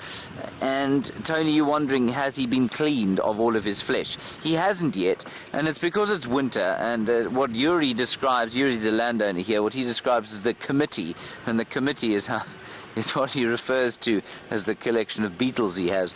The committee has not been very busy of late because it's been cold, and they haven't been breeding much because he hasn't been clearing up many skeletons of late. But there were a few members of the committee left, and Nigel is doing his very best to reignite their existence. So he's still in his plastic casing full of beetles, and hopefully sometime soon we'll be able to show you to him. All right, Jamie's predictions of elephants drinking has come true. Let's go and take a look.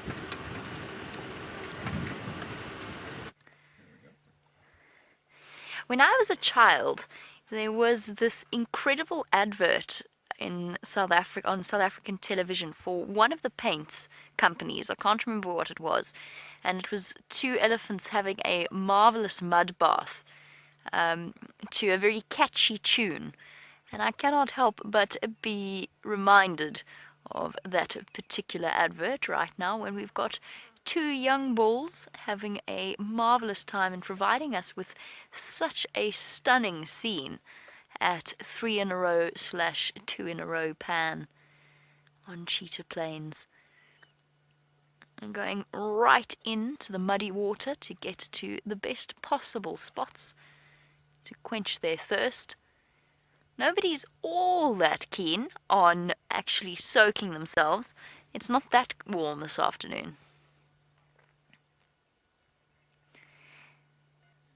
While we enjoy this incredible view, Janae has been carefully observing our elephants' drinking behavior and has noticed the strange tendency of them to blow bubbles. Well, Janae, the reason that they do that is often to clear away scum on the top of the water or sand on the top of the water. That might be one way. They also they sort of siphon off the dirty water and then get to the clean water underneath it. Elephants are quite fussy drinkers. But that being said, sometimes they just do it because it's fun. They do it because they enjoy it. And that's the marvelous thing about elephants, is they entertain themselves. They've got so much going on in those minds of theirs, and sometimes blowing bubbles or squelching through the mud is a way of alleviating a little bit of the boredom of the day-to-day life. What do you think, boy, as you squelch your way out with your mud boots? Very gracefully done. You better hurry up, the rest of your herd has left you behind. He's in no hurry, he's got the teenage saunter down. The quiet insouciance of a teenage male elephant. Still hear some talking happening from the other side, but these two are too old and grown up for that. They're just going to subtly move behind the rest of the herd. Now that all-purpose trunk, used for drinking, eating, blowing bubbles for fun, sniffing other elephants, touching other elephants, whatever else it happens to be, Nisha, yes, one of the things that they do use it for is breathing, like a nose, like we breathe through our noses. And they regularly do that. And in fact, an elephant is one of the few animals that is basically able to completely submerge itself. I'm talking land mammals, that is. Able to completely submerge itself and use the trunk as a snorkel. How cool is that? That's how elephants in Botswana and places where there's huge bodies of water, that's how they cross those bodies of water. They can swim. They're very good. I wouldn't call them... Look, they're not going to win any. Oh. Hello. Our elephants are coming, sneaking up behind us for a drink as well. How wonderful. Hello, everybody. It's okay. Don't mind me. I'm sorry, I planted myself right here. Told you. This place is teeming with elephants. Today's an elephant-filled afternoon. Hi, guys. Come have a drink. Don't mind me. They're parting around us on either side like an ocean or a river. Hello, big girl. Hello, big girl. Don't mind us. My apologies. You're all coming to go and have a drink in the dam. Nicely, big girl.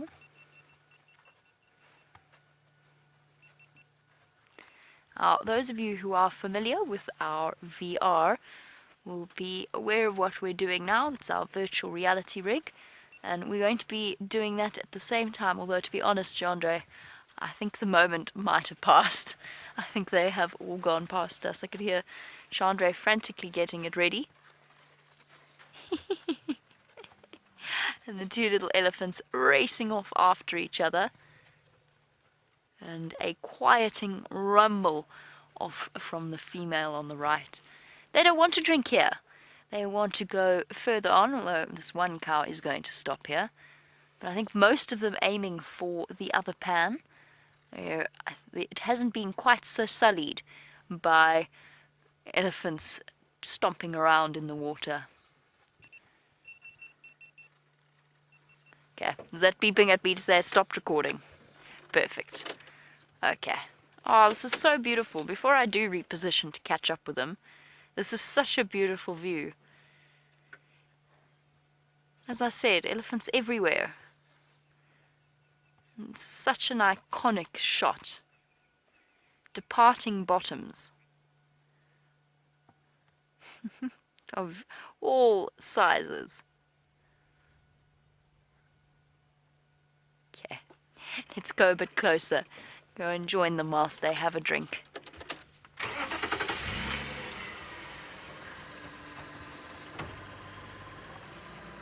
Most of you know I absolutely love elephants, and spending time with them, no matter what the mood, is always an incredibly fulfilling and enriching experience.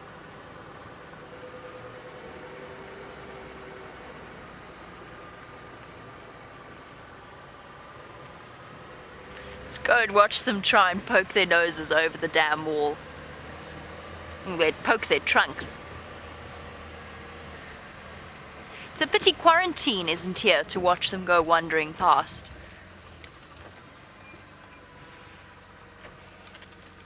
Oh. That was, what's the word? But this... Oh.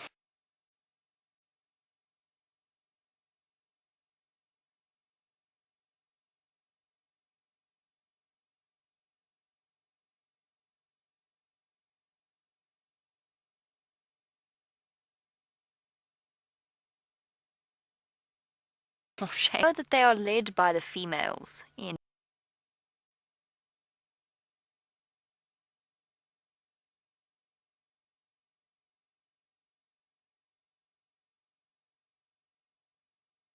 each herd, the older and most experienced.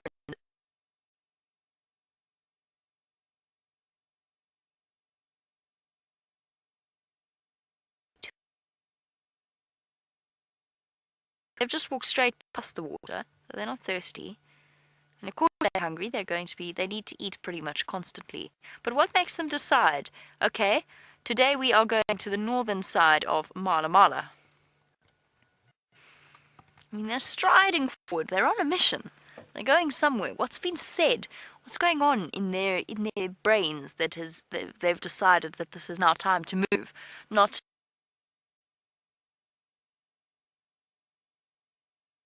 time to stand and feed for ages on a bush willow. I wish I could spend today's existence. As for waterbuck, well, I'm not entirely sure, but let's go and see if we can't figure out what this one is thinking about.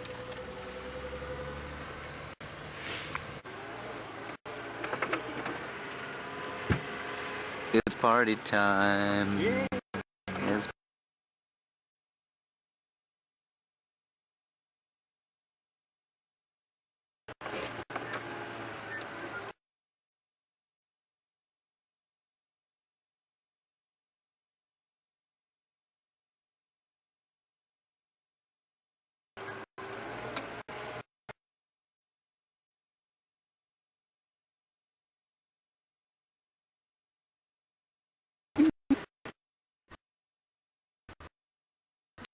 and it seems as though, unfortunately, James couldn't hear anything that poor Lou was trying to tell him.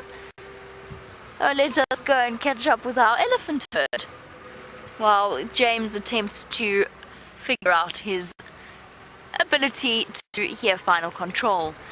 We're going to leave our elephant herd for now and watch them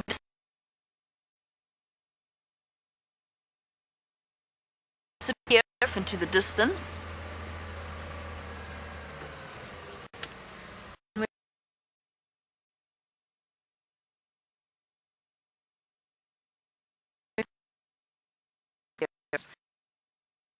I'm distracted by the disappearing elephants for me to put on a jacket, because it's quite chilly now.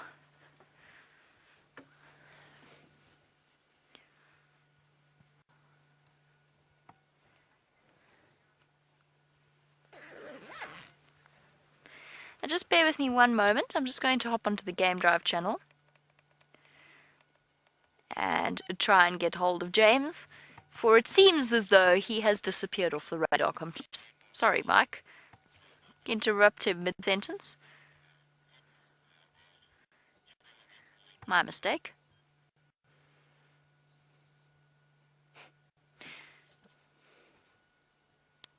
Sorry about that, Mike. James for Jamie.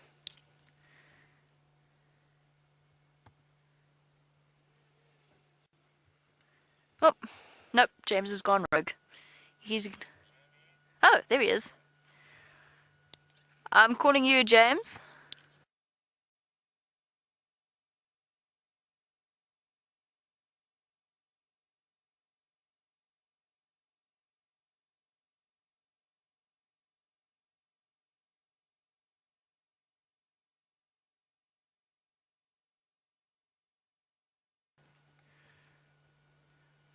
Is back, and he be comforted with the knowledge that he will be easily contactable very, very shortly through the normal route. I will allow James to explain that to you when he next sees you. But he will be imminently contactable. Whoopsies. Oh well, joys of live safaris. Sometimes things go wrong, sometimes you get an unexpectedly behind-the-scenes view, an unexpectedly and often unintentional behind-the-scenes view. Oh well, James figures out his radio situation. You can travel along with me to the Cheetah Plains clearings. And there we go. Oh, all is well. The nyala is still around. Let's go to James.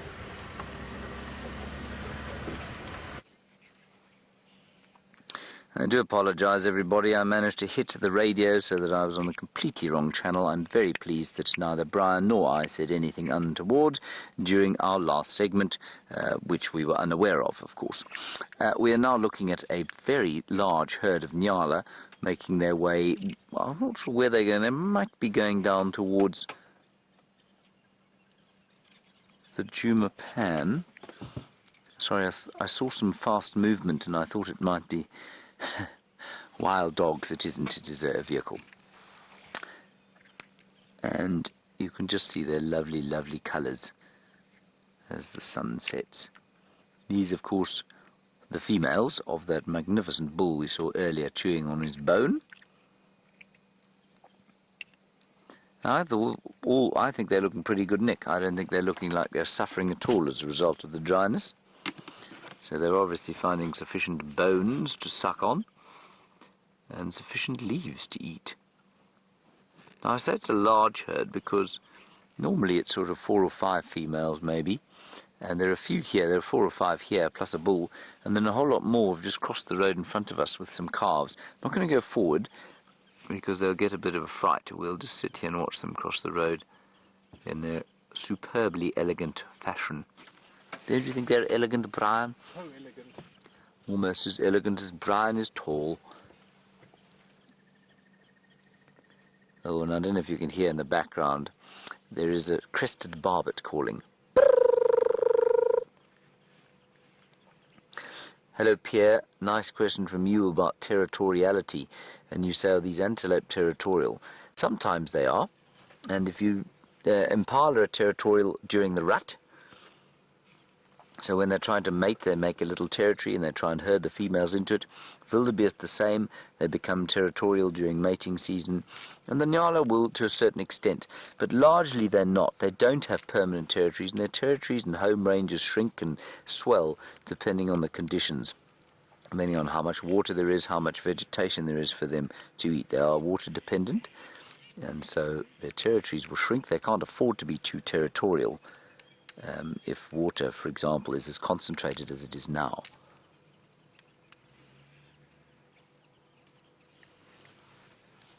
I'm always quite interested in what they're eating.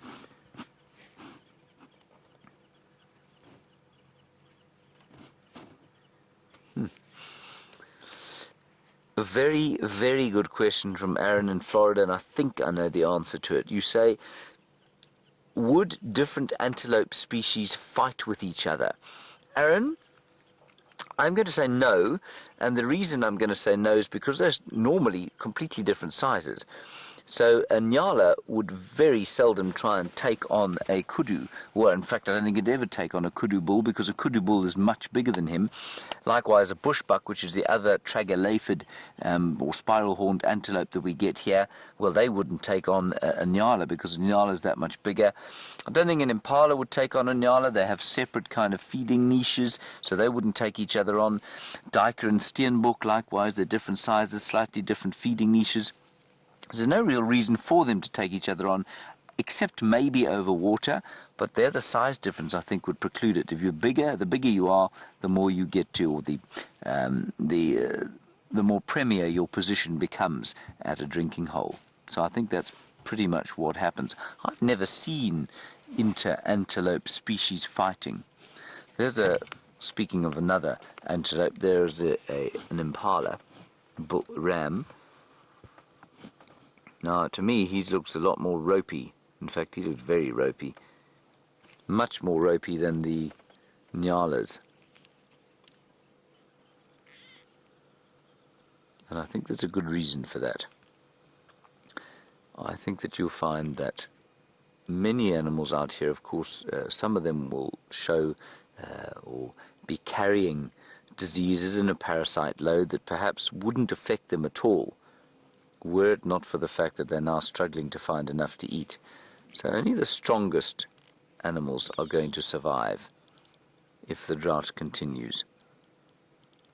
And therefore, that's the other reason that impala is looking ropey, is that he's chasing girls around, which means that he will be forgetting to eat. There's a beautiful bull, nyala bull there, with some impala cow in the middle, and then another nyala cow behind. There you can see the wonderful difference between the two. And that's not 3 species you're looking at, it's only 2. Male nyala, and female impala. And oxpecker having mud bath. Not mud bath, dust bath, sorry.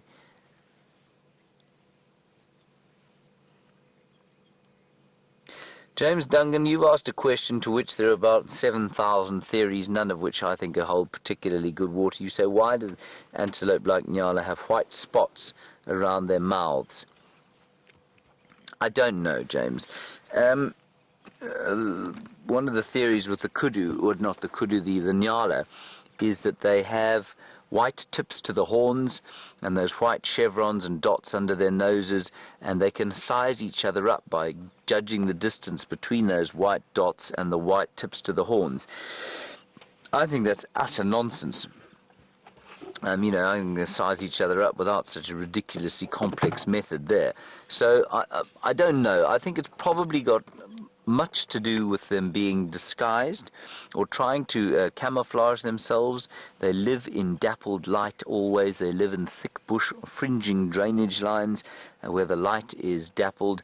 And so what I think they try and do is sort of blend in with that in much the same way that a leopard does. Right, Jamie, the elephant whisperer of Djuma, has got some more elephants. Let's go and look.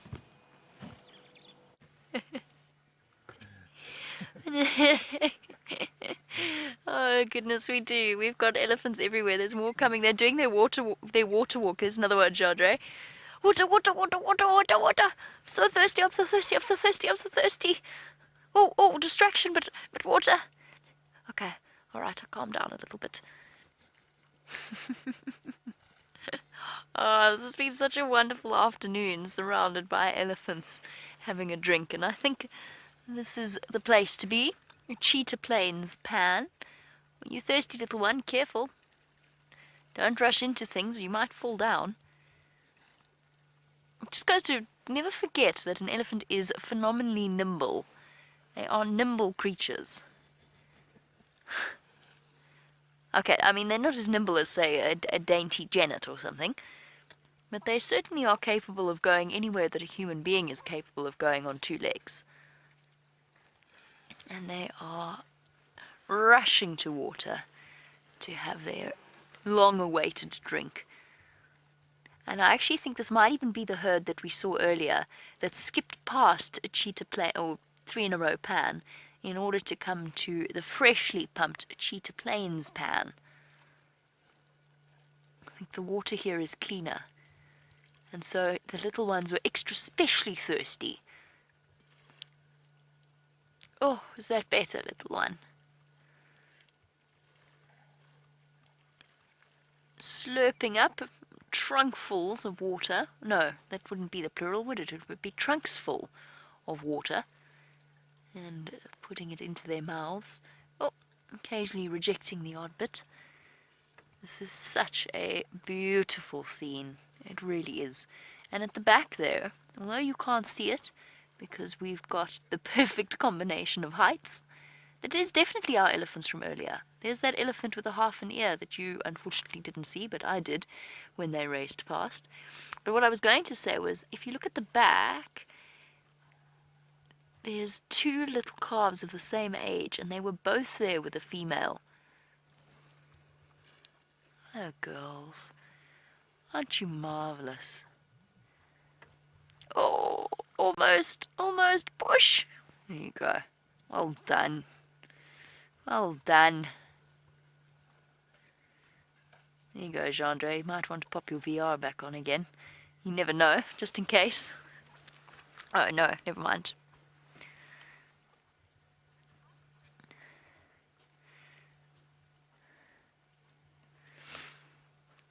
I absolutely adore moments like this and sightings like this. Just time spent watching the elephants. They're always doing something interesting. There's just something fascinating about them, whether they're feeding or running or whatever it is that they happen to be up to. There's always something to be seen. And it's partly because they are probably the most intelligent animal after human beings. Debatable. After human beings. They're the most intelligent animal out here. Hello, guys. Come, little one. It's okay. It's okay. Is that better after a drink? Oh, yes, come. Come. Fish scary. Oh, no. It's a female. She's not going to come running up to us. It's all right, little one. You can calm down to a minor panic. Your mom isn't even vaguely concerned about us. Look at that, it's just spread out everywhere. I got completely distracted, and that's what I mean. An elephant's constantly doing something.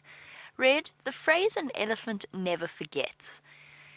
It's because one of the big reasons is it comes from this belief that because elephants are such long-lived animals, and they do have very, very long lives, comparatively, up to about 60 or so years, so almost the length of the average human. And they do have very good memories.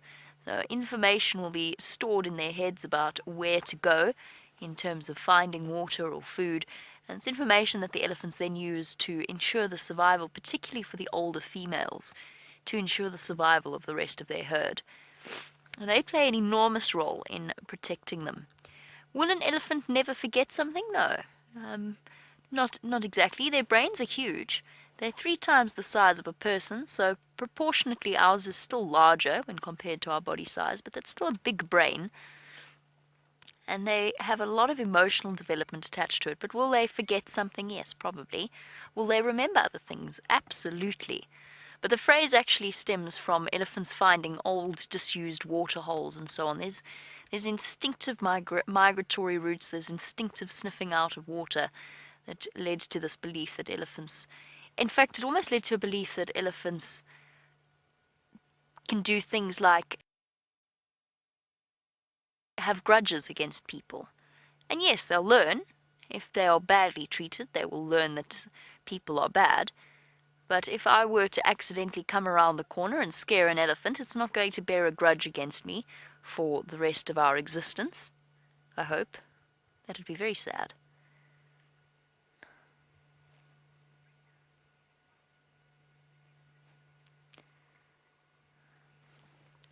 And hello to, as always, one of our very special viewers, Sabrina, who is 12 years old. I'm so glad you are on our safari once again. Can elephants climb? Yes, to an extent.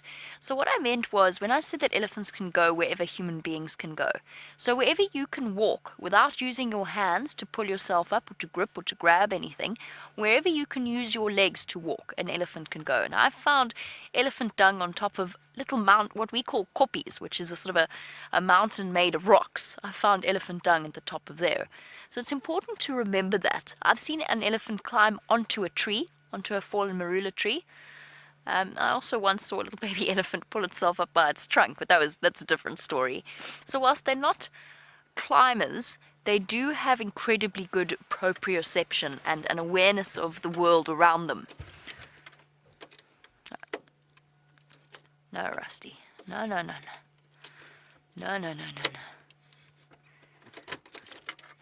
Chandra is having a quiet chuckle. Ish is right. So, well, why is it me? Why is it always me? Well, that's why the Q20's in the car, or WD-40, depending on how you want to know. We won't go with any product placement here. While I try to turn the key once again on the furthest possible spot away from home that we could possibly be. Let's go across to James, who's having a good chuckle at our situation.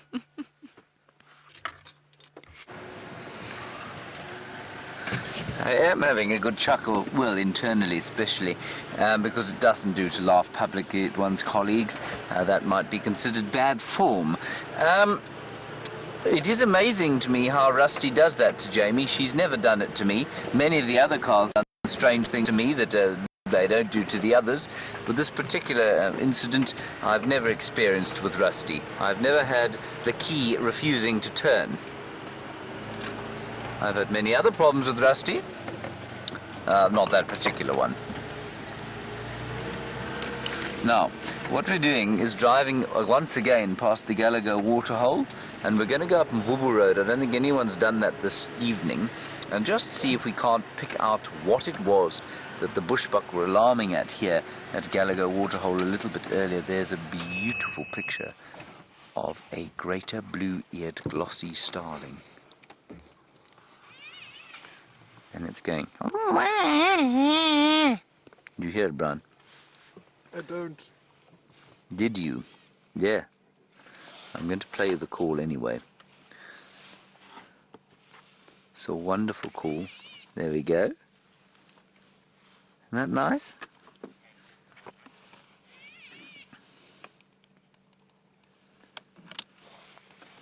And those colours are not nearly so green and iridescent and beautiful unless it's sitting in light hitting it at roughly this angle. Ooh, and there's a golden-tailed woodpecker. Did you hear that? I can see it there.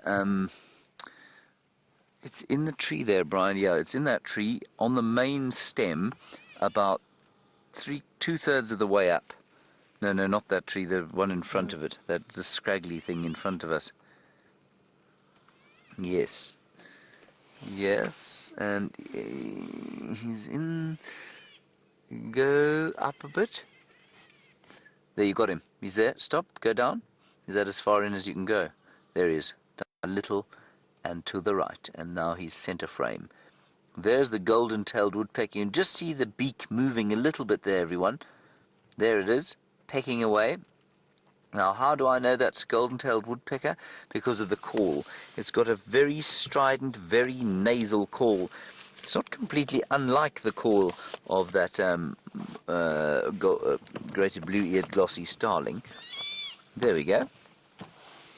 Isn't that nice? There we go.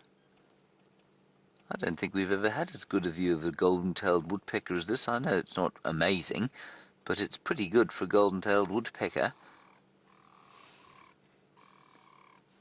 Let's see if it calls again.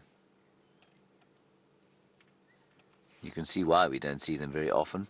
Very secretive, very beautifully hidden, flown away, gone. Not going to see it again.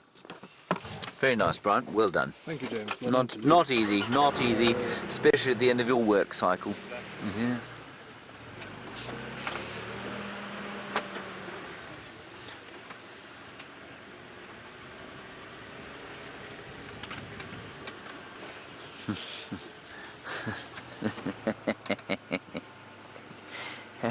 Hello, Gracie, aged 8.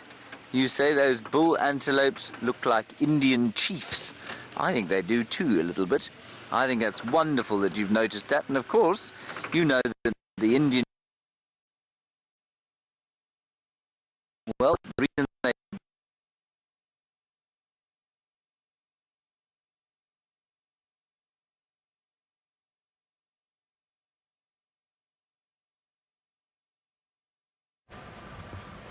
Oh, dearie me, and it seems as though 1 minute James isn't listening, and the next he is disappearing completely out of signal range. As you can see, I got Rusty started. VM taught me a technique that has proved to be marvelously effective in dealing with a jammed key.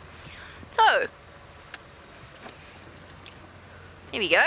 A mystery to be solved, or not really solved. I don't think it's so much a mystery as just an interesting little tidbit of information. One female buffalo, along with 2 males, and almost inevitably, when a female buffalo...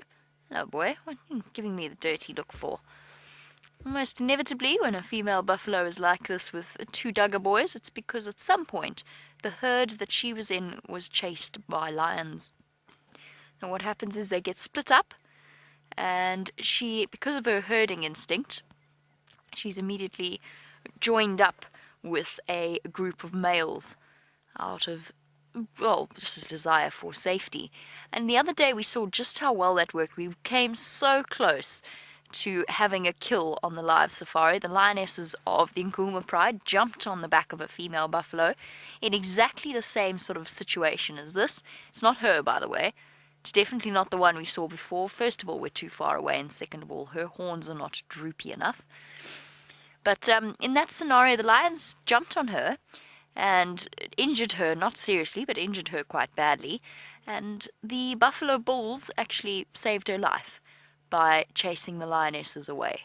And they kept coming between the injured female and the lionesses. And since there were only 3 lionesses, they were not successful in catching them. And the buffalo made a happy escape. And that's could well be what saves this female's life, although hopefully at some point she will reconnect with the breeding herd.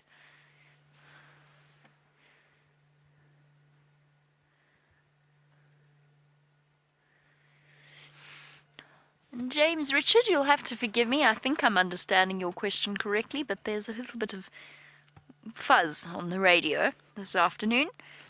I think James is asking about the interdigital glands between the 2 halves of the hooves.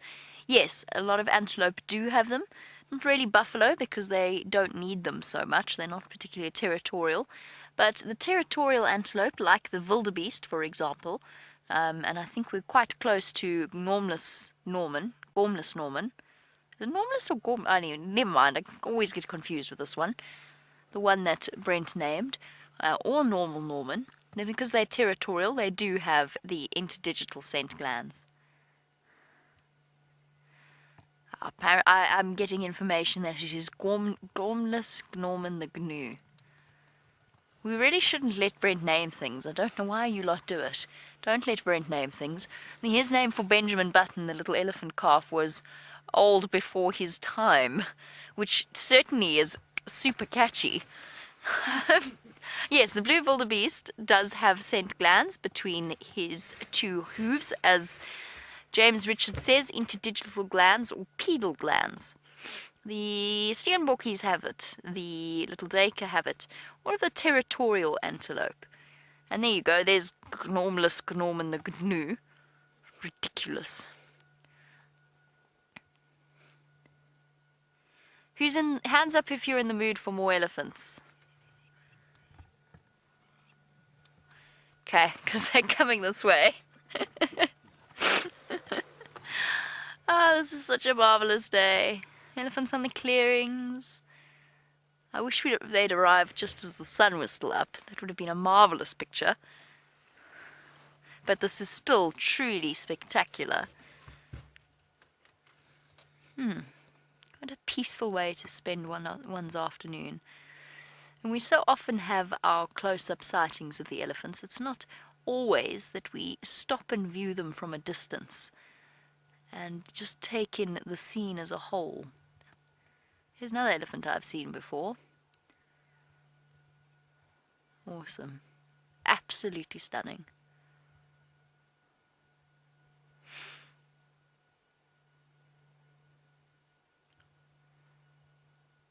We've seen so many different elephants today. It's definitely been an elephant-filled Thursday. And Abhishek, I know that you asked this question and I completely forgot to answer it a while ago, but now we have an opportunity once again. In terms of how fast an elephant can run, they can reach a top speed of 15 meters, 45 feet per second. That's fast. They go very, very fast. They might not look it, but they are capable of urging that tremendous bulk into very rapid forward movement. Now that equates to roughly sort of around 50 kilometers an hour, which is, what is that? I'm so bad with mile conversions. It's about, is it 30 miles per hour? 50 kilometers. 50 kilometers an hour, 30 miles. Yeah, roughly 30 miles-ish per hour. Sorry if you are from a place that uses miles. I'm much better with kilometers. 31.6. Thank you very much. Genre is obviously clearly far better than I am. 31.6. Right. that definitely put me in my place, down to the decimal point. Genre then says roughly. Let's go with meters per second. 15 meters per second, alternately 45 feet per second. They can't maintain that for a huge amount of time, but they do cover ground very, very fast. Oh, little ones. There's elephants of all sizes, and look at that. There's another herd on its way. It's getting ridiculous. It's the little ones that are drinking a cheetah plains pan. The twins, two early calves of the same age. And it's not impossible that they are twins, you know. It's unlikely, but not impossible.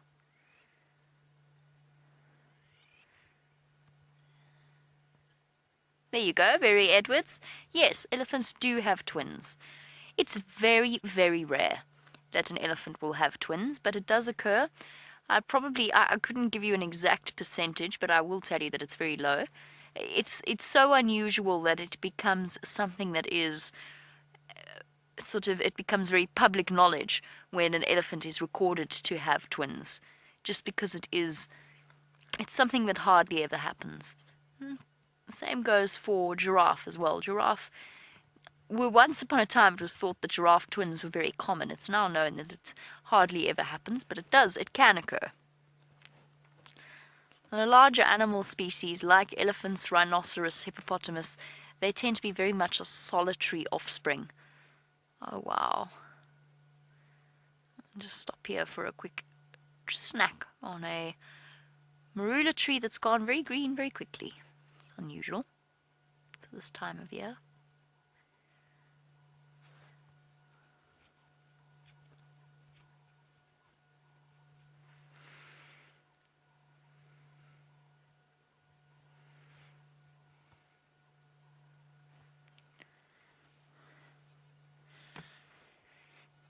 Out of the elephants that we've seen crossing in front of us, I'm sure at least some of them would have been pregnant, and we saw them drinking as well.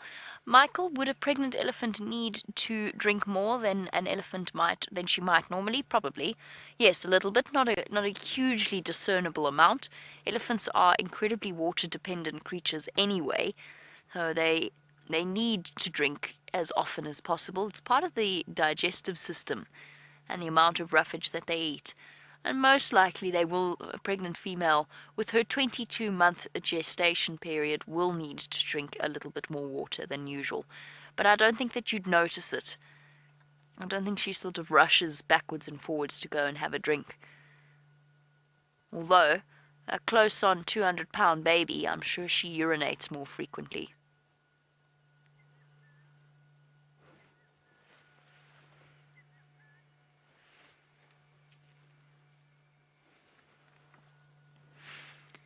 such beautiful imagery.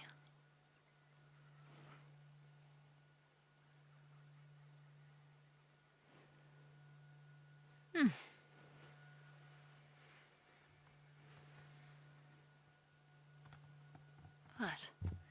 I think we're done now. Oh, what you chasing, little elephant? This one here. Oh, you're chasing Normless and Gormless Norman. No, man. Brent. It's ridiculous. The elephant is chasing the Wildebeest.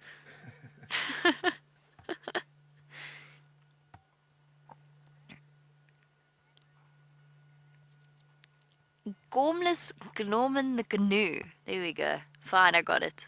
Sort of. And look, they do look a little bit like twins.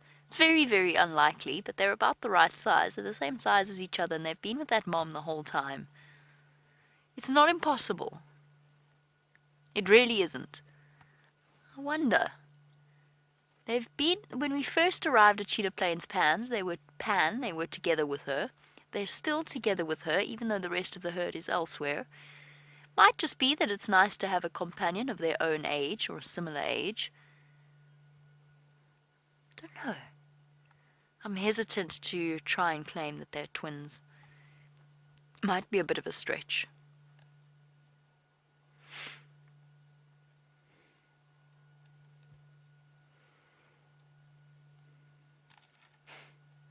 Our little Ellie Bull thinking about chasing our wildebeest friend. Gormless, oh for goodness sake, never mind. I really was going to genuinely try there, but I give up. Poor old Gorman.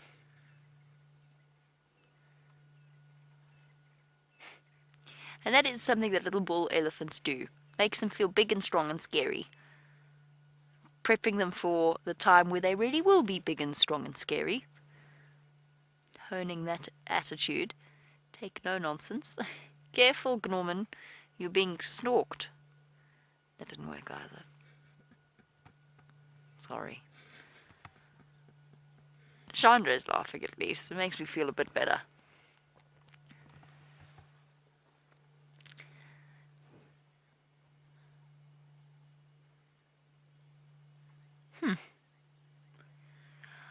I suppose we should think about, I don't actually even know what the time is anymore, but I suppose we should think about going to search as the sun starts to go down for the elusive potential brown hyena that might be around here.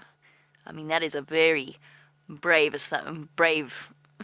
even suggestion for myself to make, but I'm really keeping my fingers crossed I might be right about that. What I should have done was asked Mike, or Ephraim, actually Ephraim probably, he's been here longer, whether or not they have ever seen a brown hyena here. Those are massive true kings of the African bush, or queens in this case, move off into Mala Mala. Let's go back across to James, who has got something very large, but definitely not grey.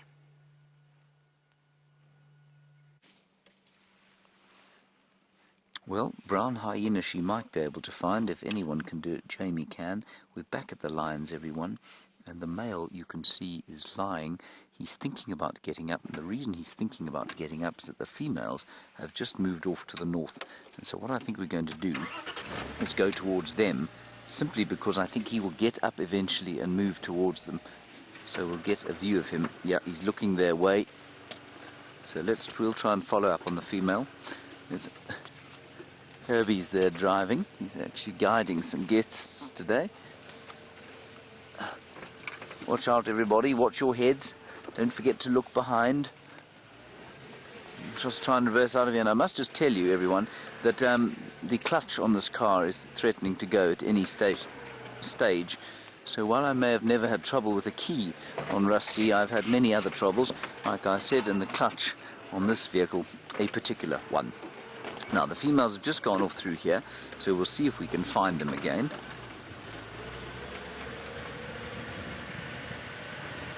Just walked through here. It's quite thick, so I didn't want to go blasting in there after them. Can you see them at all, Brian?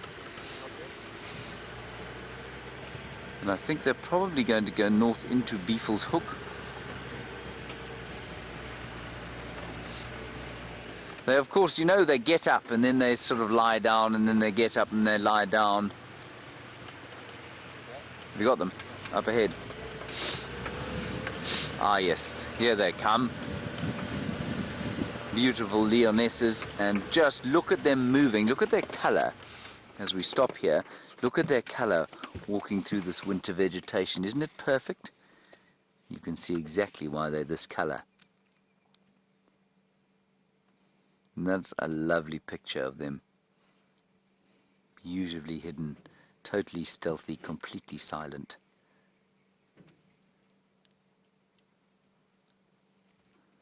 And that big male, I think, is going to come out. She's of the lactating female. Where she's left her youngsters, I don't know. The usual story, Brian? The usual story. Thinking about going to the loo is what Brian means by that. Every time we look at an animal together, it decides to void its bowels.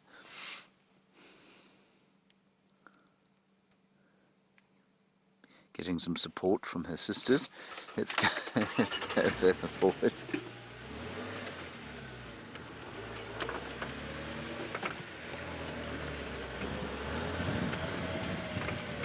Just go around the corner. They are probably going to cross into Buffels Hook, everyone, like I say, which is the reserve to the north of us, if you're wondering what that is. I'm going to go all the way around the front here. And we'll just get a view of the sun also setting. It should pop out on the road now in front of us here.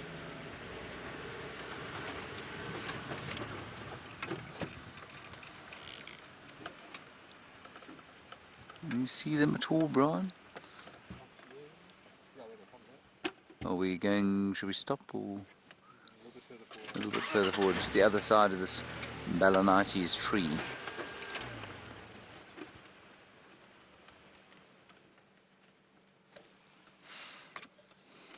You got them there, Brian?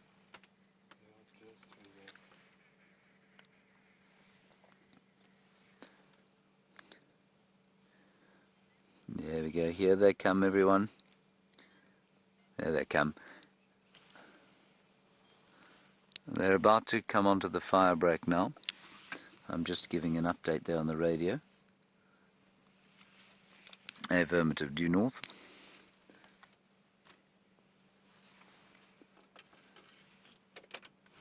Let me just go a little bit forward, everyone. I think we might get them.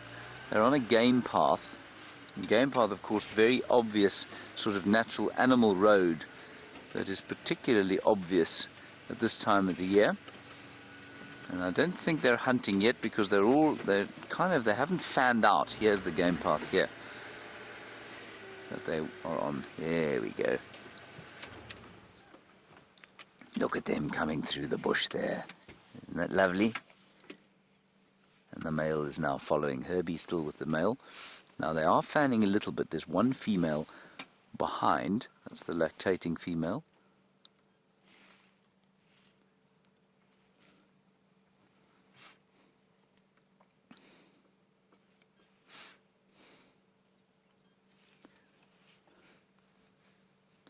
Isn't this wonderful? It's so lovely seeing lions move. And that's Amber Eyes there. Look at her orange eyes. Hello.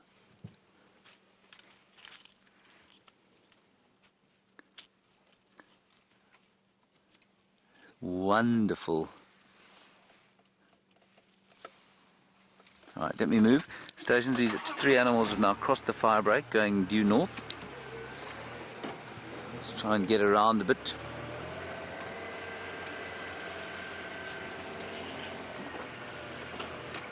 Elephants have made such a mess here. They're at the Gallagher shortcut junction.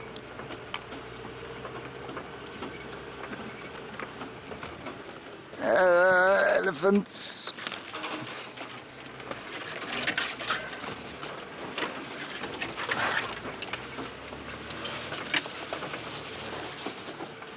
There they go.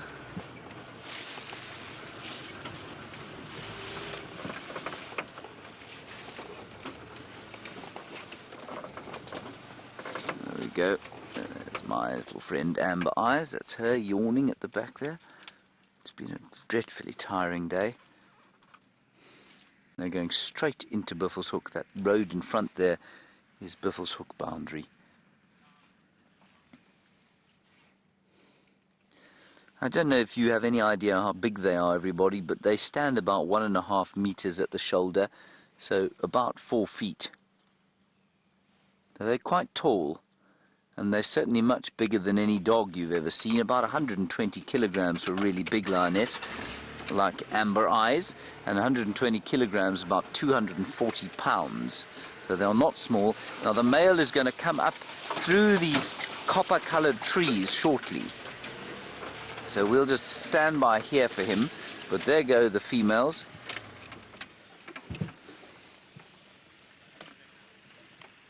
He also have now crossed into Buffelshoek about 50 meters to the west of the Buffelshoek sign there.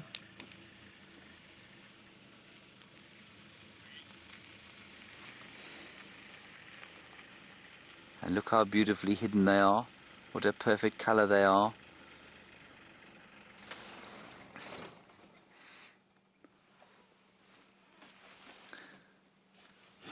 And Roger, you are wondering about what they're eating, basically. You say, have there been any further kills since that big kill that we had on Buffelshoek the other day?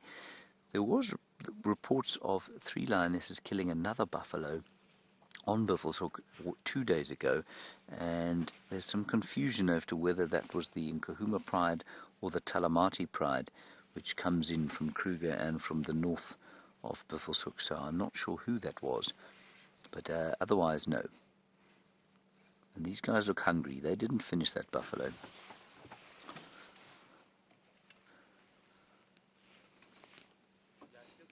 Slugdeen.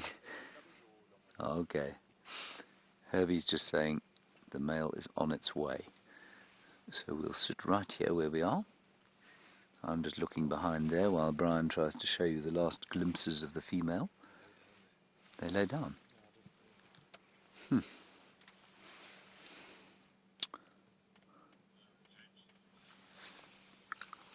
Go yours. Not yet, no. Yes, we're still waiting for him. That's yours just asking if the male has come across. He will follow them. We just got to give him a little bit of time. He is, of course, quite a lazy fellow.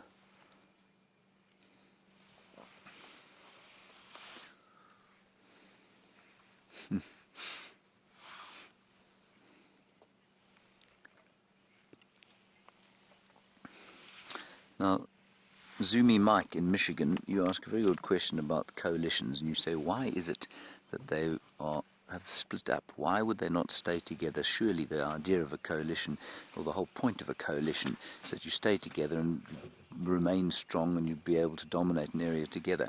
The coalition hasn't broken up.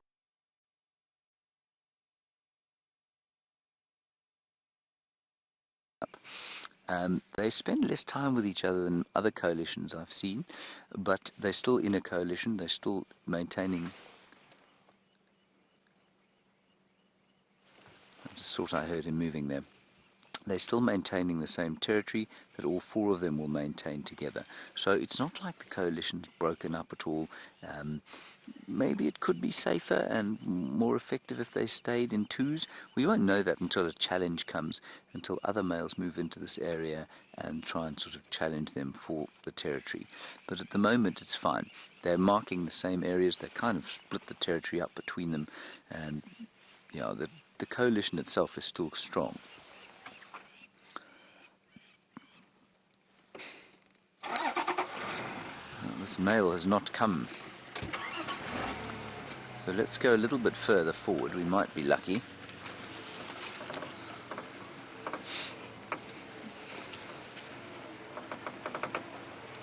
Hello Kurt, you're a new viewer and it's wonderful to have you with us. Thank you for joining us, and thank you especially for asking us a question.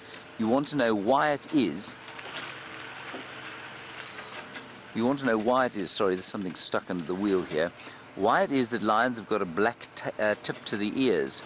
They've got a black tip to the ears, Kurt, because it helps them to follow each other through this bush.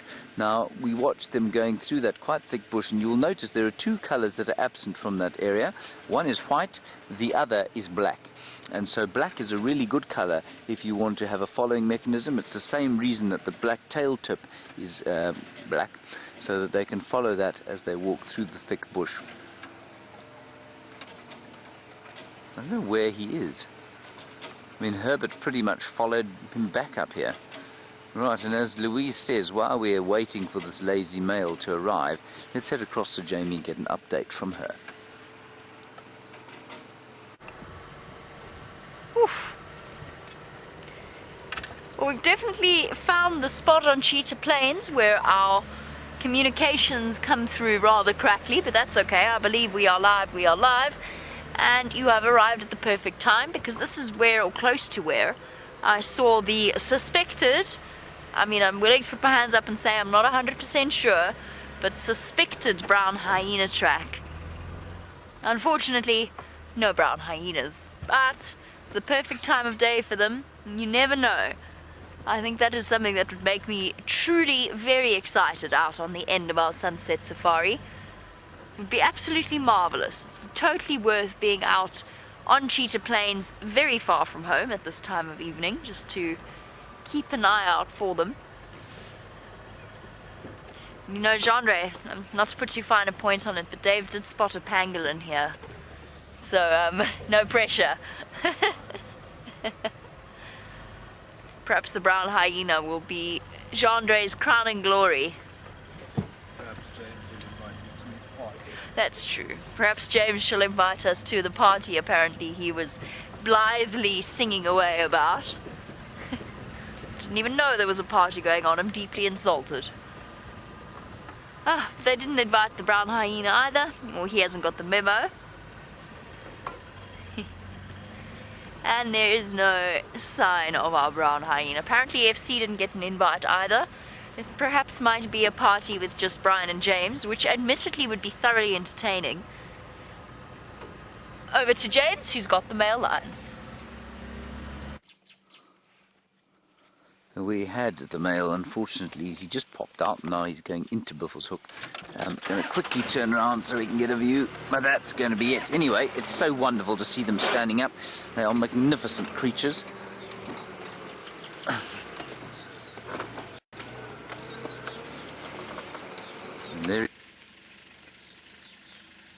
And if you want to see what a fresh lion track looks like, we'll show you shortly. Smelling where they've gone. We've had a couple of questions lately about whether or not animals are able to kind of follow each other's tracks on sight. I don't believe they can. I think it's largely done on smell, and I think that's what he's doing there, is smelling where they have walked.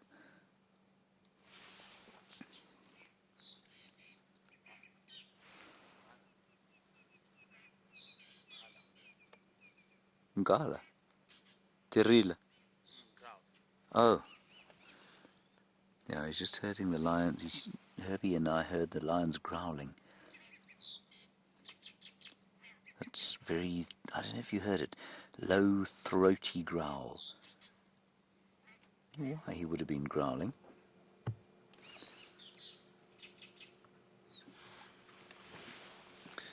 Yours, the male's just crossed north, same place, 50 meters to the east of the sign, west of the sign, sorry. Anyway, that's going to be our lion sighting, everybody. Yeah, well, if you come straight to where you can see us now, you might get a brief visual. Hi, Herbie. Yeah, north and slightly east. So I'm just trying to help yours get in here. Now, just have a look there, everybody, on the ground. And I'm not going to get out of the car because there are lions there everywhere. That is the male lion track. In fact, I probably can get out. If I get attacked, Brian, will you tell everyone that I'll show everyone. Show everybody, yes. That's a good idea. Careful, James.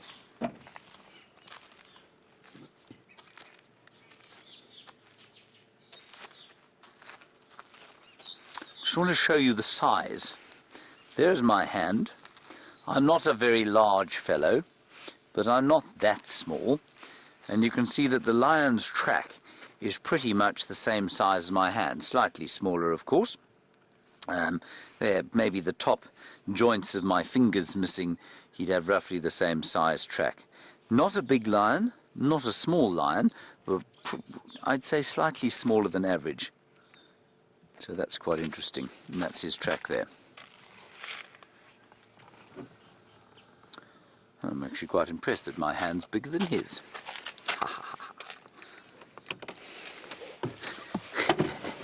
Okay, we'll head into the sunset here and then down the western fringes of Djuma and see what we can see that way.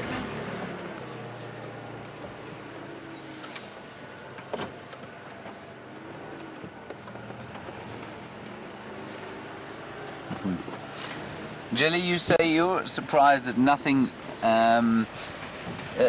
alarm called at those lions as they walked through the bush. There were two birds alarm calling. There were some fork-tailed drongos there going,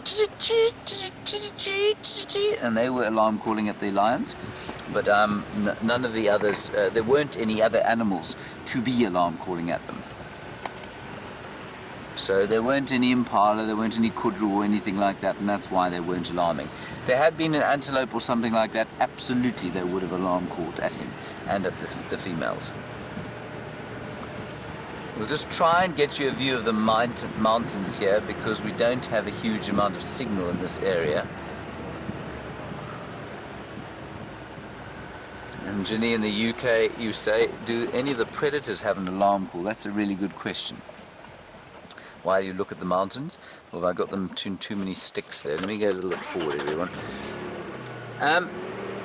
No, I don't think predators do have an alarm call. Their alarm call is to growl, basically, is to say, stay away from me. That's what they do. I suppose wild dogs do have a little bit of an alarm call. They've got like a, oh, which is a sort of a bark to say, stay away. But I don't think any of the others have got an alarm call, no. It's an interesting one. It's more like a warning, a growl.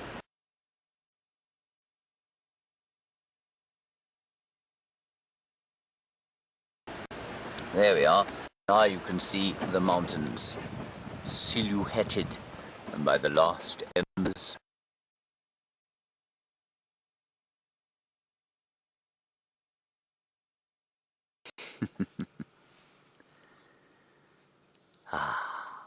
Very beautiful indeed. And that skyline, so indicative of this area, the Hoedspruit sort of a skyline, if you like. Many memories watching that skyline at this time of the day.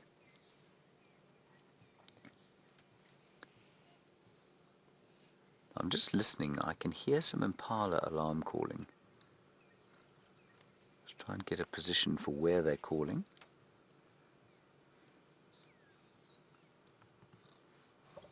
Yes, it sounds to me like they're on Sandy Patch, which is not too far from here. So I'm going to drive down there. Luisi, I don't think we're going to have signal as we turn onto that road, but we'll try. And in fact, let's go and get in there.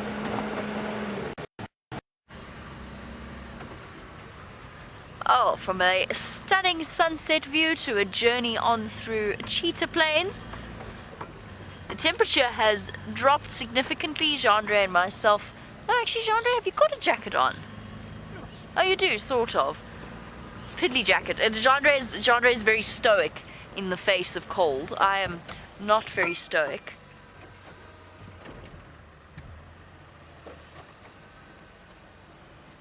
Do you see that? Right in the middle there. In the middle of the spotlight. On the grass? Or? On the grass. Down. What have we got here? Go right a little bit. Right. There you go. Yeah. Serval! Hey, hey! How exciting is that? Absolutely awesome. Hey guys, how many of you have spotted the serval? Can you see it there? Ah, yes! Actually, it's almost clear if I take the spotlight down a bit. Have a look there. You can see it. The medium-sized spotted cats. Yay! This is so exciting.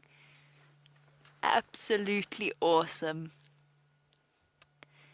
It's so exciting. I love seeing Serval. They are absolutely one of the coolest little cats and very rare. So what you're seeing, if you're a new first-time viewer, we only see once every couple of months. It's basically like a little mini cheetah with a very powerful spring. And this one is beautifully relaxed. Ah, this is so marvelous. How awesome is that? I knew those ears didn't look like a duiker or a steenbok. Absolutely epic. This is the most relaxed serval in the world. And this is why nighttime in winter is just the best time to be out in the bush. You get all sorts of these sightings. In summer we would never have seen it. And he or she were probably sleeping there the whole day. And it's only because of the reflection of the eye that I was able to spot it. This might be one of the best serval sightings ever, just in terms of how relaxed it is. They are generally quite relaxed at night with the spotlight. Less so during the day. This is so cool. How's that, Chandra? Might not have been a cheetah, but we did find a serval. Hello, gorgeous. With your enormous ears.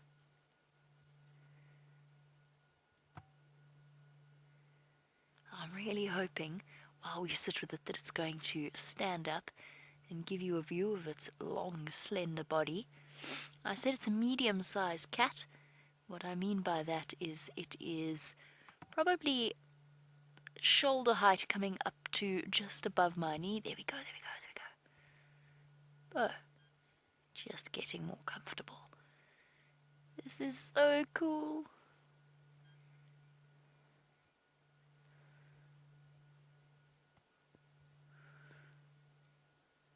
Apparently James Richard was hoping for a serval sighting today, and we have provided one.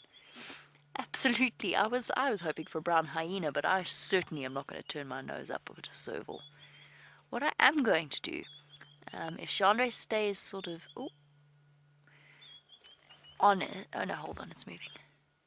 It spotted something. It's going to pounce. Is it going to pounce? Oh no, it's eating something. I wonder if it's got a kill. Oh, sorry. Try and keep my spotlight steady. It definitely appears to be eating something. I'm just going to reposition the spotlight ever so slightly so that it misses it entirely. That's not what I meant to do. I'm trying to change the angle. Definitely appears to be feeding on it. Whatever it's caught. It could be a bird. It could be a small rodent. They are phenomenal jumpers and incredibly good hunters.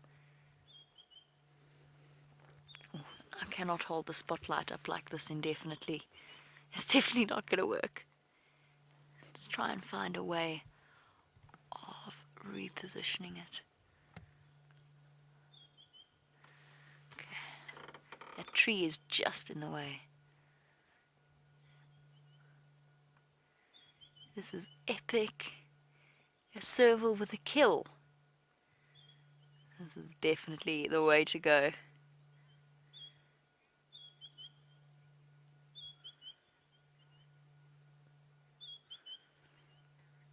And Aaron, yes, this does, I think, complete my cat collection apart from the caracal. So this isn't actually the first serval we've seen live. We had one on Zoe's Road. We've had a couple of them over time, but probably, as I said, once every couple of months. But Aaron, yes, this, apart from the caracal, I have seen every single cat it's possible to see out on drive, I think. Trying to think if I've missed one. No, the caracal is the only one I need to add to my collection. They're all members of the felid family, the caracal and the serval. Caracal is like a little bob, it's the South African equivalent of a bobcat. The serval is something entirely different. About twice or three times, twice the height, maybe 3 times the weight of your average domestic house cat. That's why we call it a medium-sized cat. And since this one is relaxed, I'm going to brave repositioning. Trying to work out exactly where it is, Joe. If it hadn't been looking at us, I would never have seen it to start with. But I'm going to try, because I can actually hear it crunching. Okay, it's watching us, but it hasn't moved. It's still there. I'm just going to shuffle forward a little bit. I'm trying to think if forward or back is going to work. How's your view there, Genre? Or is it non-existence? Okay. So maybe where we were was the best. Sorry, say that again? Maybe if we just stick our nose slightly over there. Okay. Let us try. Just want to make sure it's still there. Yeah. It is still there. This is so cool. Absolutely awesome. You can see it there. As subtle as a leopard. There is a road just in front of me. Oh, there we go. That's actually, this is fine. Let's not get greedy.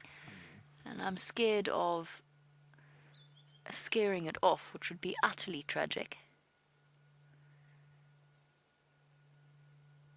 Although, I think with the kill, it is going to stay. I wonder what it's eating. It's actually quite large. I can hear the skin crunching.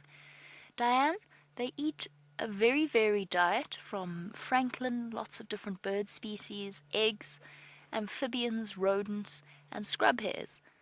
I would not be at all surprised if this one hadn't caught a scrub hare.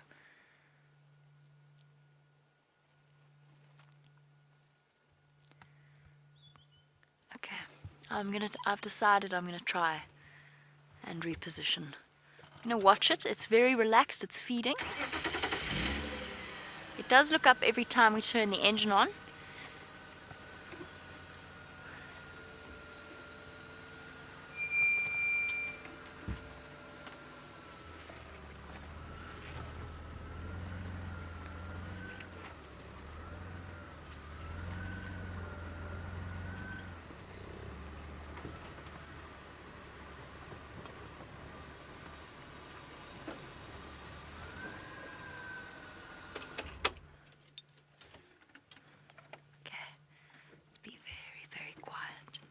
We're a lot closer than we were. I'm just going to wait for it to relax. Hello. It's okay. It's okay.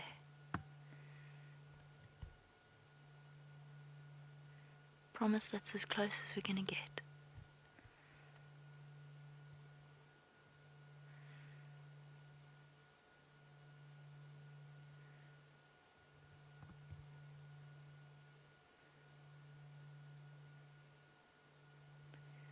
This is awesome. I hope you guys are all getting screenshots. I'm going to give it another minute to see if it relaxes. If it doesn't stop looking at us, then we're going to back away. So we're just going to keep speaking. We're not trying to sneak up on you, buddy. It's all good. It's okay. Here we go. That's what we're looking for. A little bit of change in body language. Licking its lips, looking away from us. Okay, that's sort of what we're looking for. Signs that it is relaxing into our presence. This is so cool. This must be one of the longest serval sightings we've had. It's been a long time since I've seen a serval with a kill. Very long time, long before my time at WildEarth. Absolutely epic.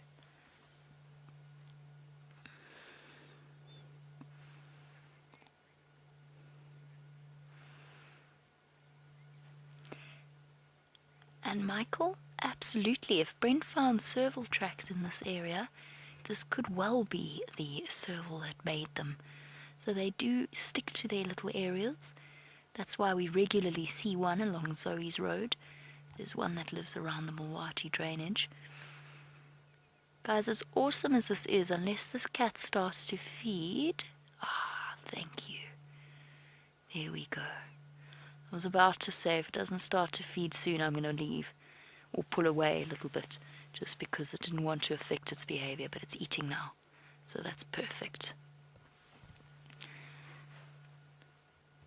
And as awesome as these moments are, it's really important that we approach them with as much caution as we would show for any of the animals. Now, Michael, yes, it could well be the same serval. It's entirely possible. And just like our lions and our leopards, just on a smaller scale, they have their own home ranges and territories. I can't get over this. This is so cool. I wish we could see what it's feeding on, but I'm sure it's something like a scrub hare. Oh, it's heard something.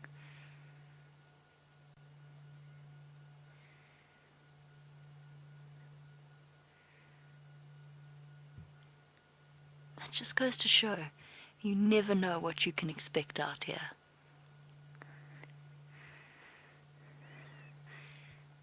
This is so cool. We can even, I'm going to be quiet. I don't know if you'll be able to hear it, but we can try. You can hear it chewing.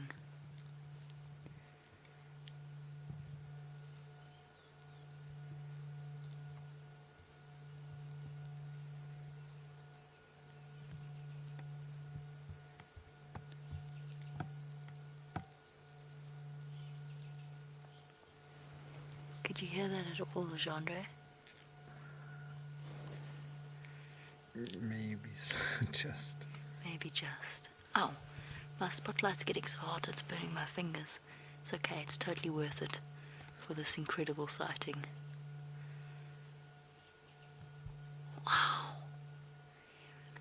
This may actually be one of the longest I've ever spent with a truly wild serval. With a non-habituated serval.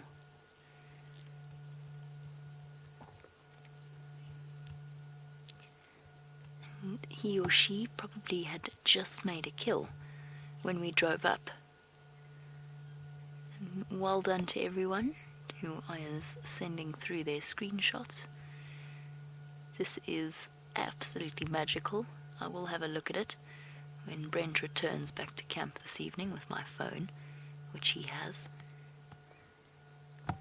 But I'll definitely be looking at your screenshots later.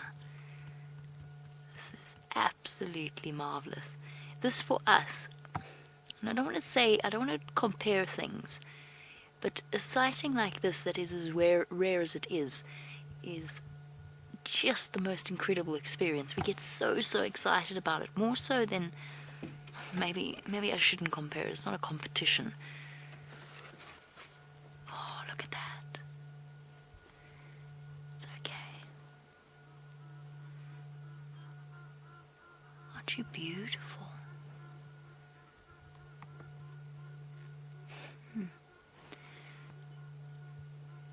Can't get over how close the servals let us get, and it stayed.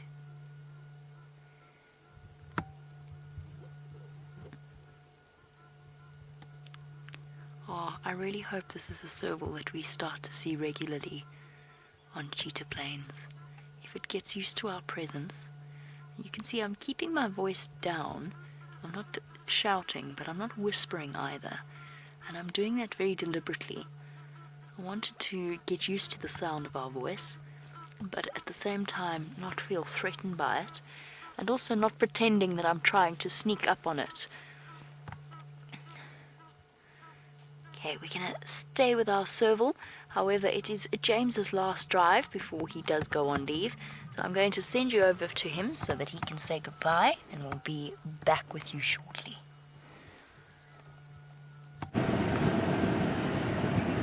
Bye! Say bye, Brian. Goodbye! That would be very rude of us. So we won't do that, everybody. We don't want to keep you away from that serval, even though our egos are stung by the fact that Jamie's found so much and, well, we've not found as much. Brian, thank you for all your efforts this work cycle. Thank you to Pinchy Wine of the thumb for the day, and of course to the final controller and all the ladies, the technical crew, and mostly to all of you for all of your very kind comments and words and questions that spark so much joy and enthusiastic conversation. Thank you very much to all of you. There's some flying things around here. We'll see you in, 2 weeks' time. Until then, enjoy the serval and the rest of the safari. Bye-bye. Back to our marvelous Serval, who is still here and still feeding. Of course, we will all miss James tremendously, but wish him the absolute best on his holiday. And when he comes back, he can try and top the Serval that we've had tonight. It was absolutely marvelous. What a truly spectacular way to end off our sunset safari. Jeandre, you know you and I are only going to be back well after, quite possibly after midnight at this point. We're going to miss the party. We're going to miss the party, but it's definitely worth it. It is totally worth it. Absolutely. Moments like this are rare indeed.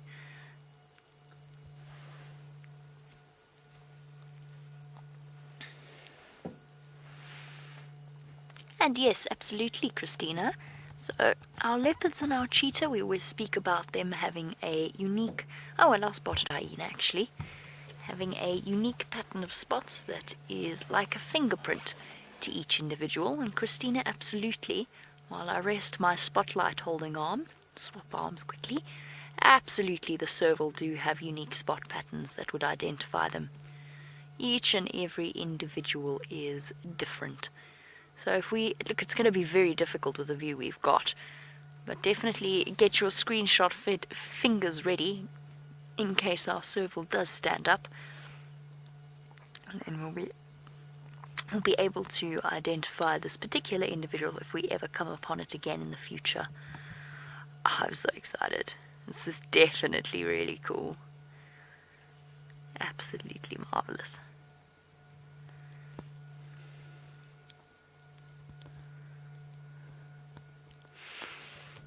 Now, Valerie, in Pennsylvania, I tried to get you to listen to the crunches of the Serval chewing, but of course we haven't really got a good idea of its vocalizations. Valerie, very, very good question. Obviously it's not a roaring cat, it doesn't roar like a leopard or a lion, but it does, it chirps, kind of like what a cheetah does. It's capable of making sort of grrr. Well, that sounded a bit like a scops owl, that wasn't what I meant. A sort of a chirping sound. They hiss, they can scream or yodel. That's almost like the sound of your domestic house cat when they are having a confrontation or something similar. They do have a relatively, sort of the standard felid vocal range is, but they're not hugely vocal cats. It's only when they're mating or a mother communicating with her cubs, or perhaps they've encountered another Serval in their area. It's only really in those situations that they start to vocalize. So they don't vocalize to mark territory in the same way that leopards or lions do. They're very, very different from the Panthera genus. And as Aaron pointed out, we definitely now need to add a caracal to our list. One last look, everybody, at our gorgeous Serval as we come to the end of our sunset safari.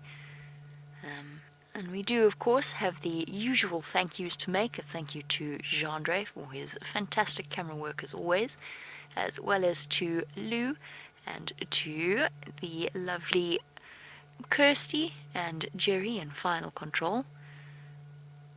As our lovely Jerry in Final Control, sorry. I think Kirsty is having the afternoon off. Most of all, thank you to all of you. I don't want to distract you for too long. I want your sort of last images of this particular sunset safari. I hope you enjoyed it. It has been a marvelous evening. We'll see you tomorrow. Bye-bye, everybody.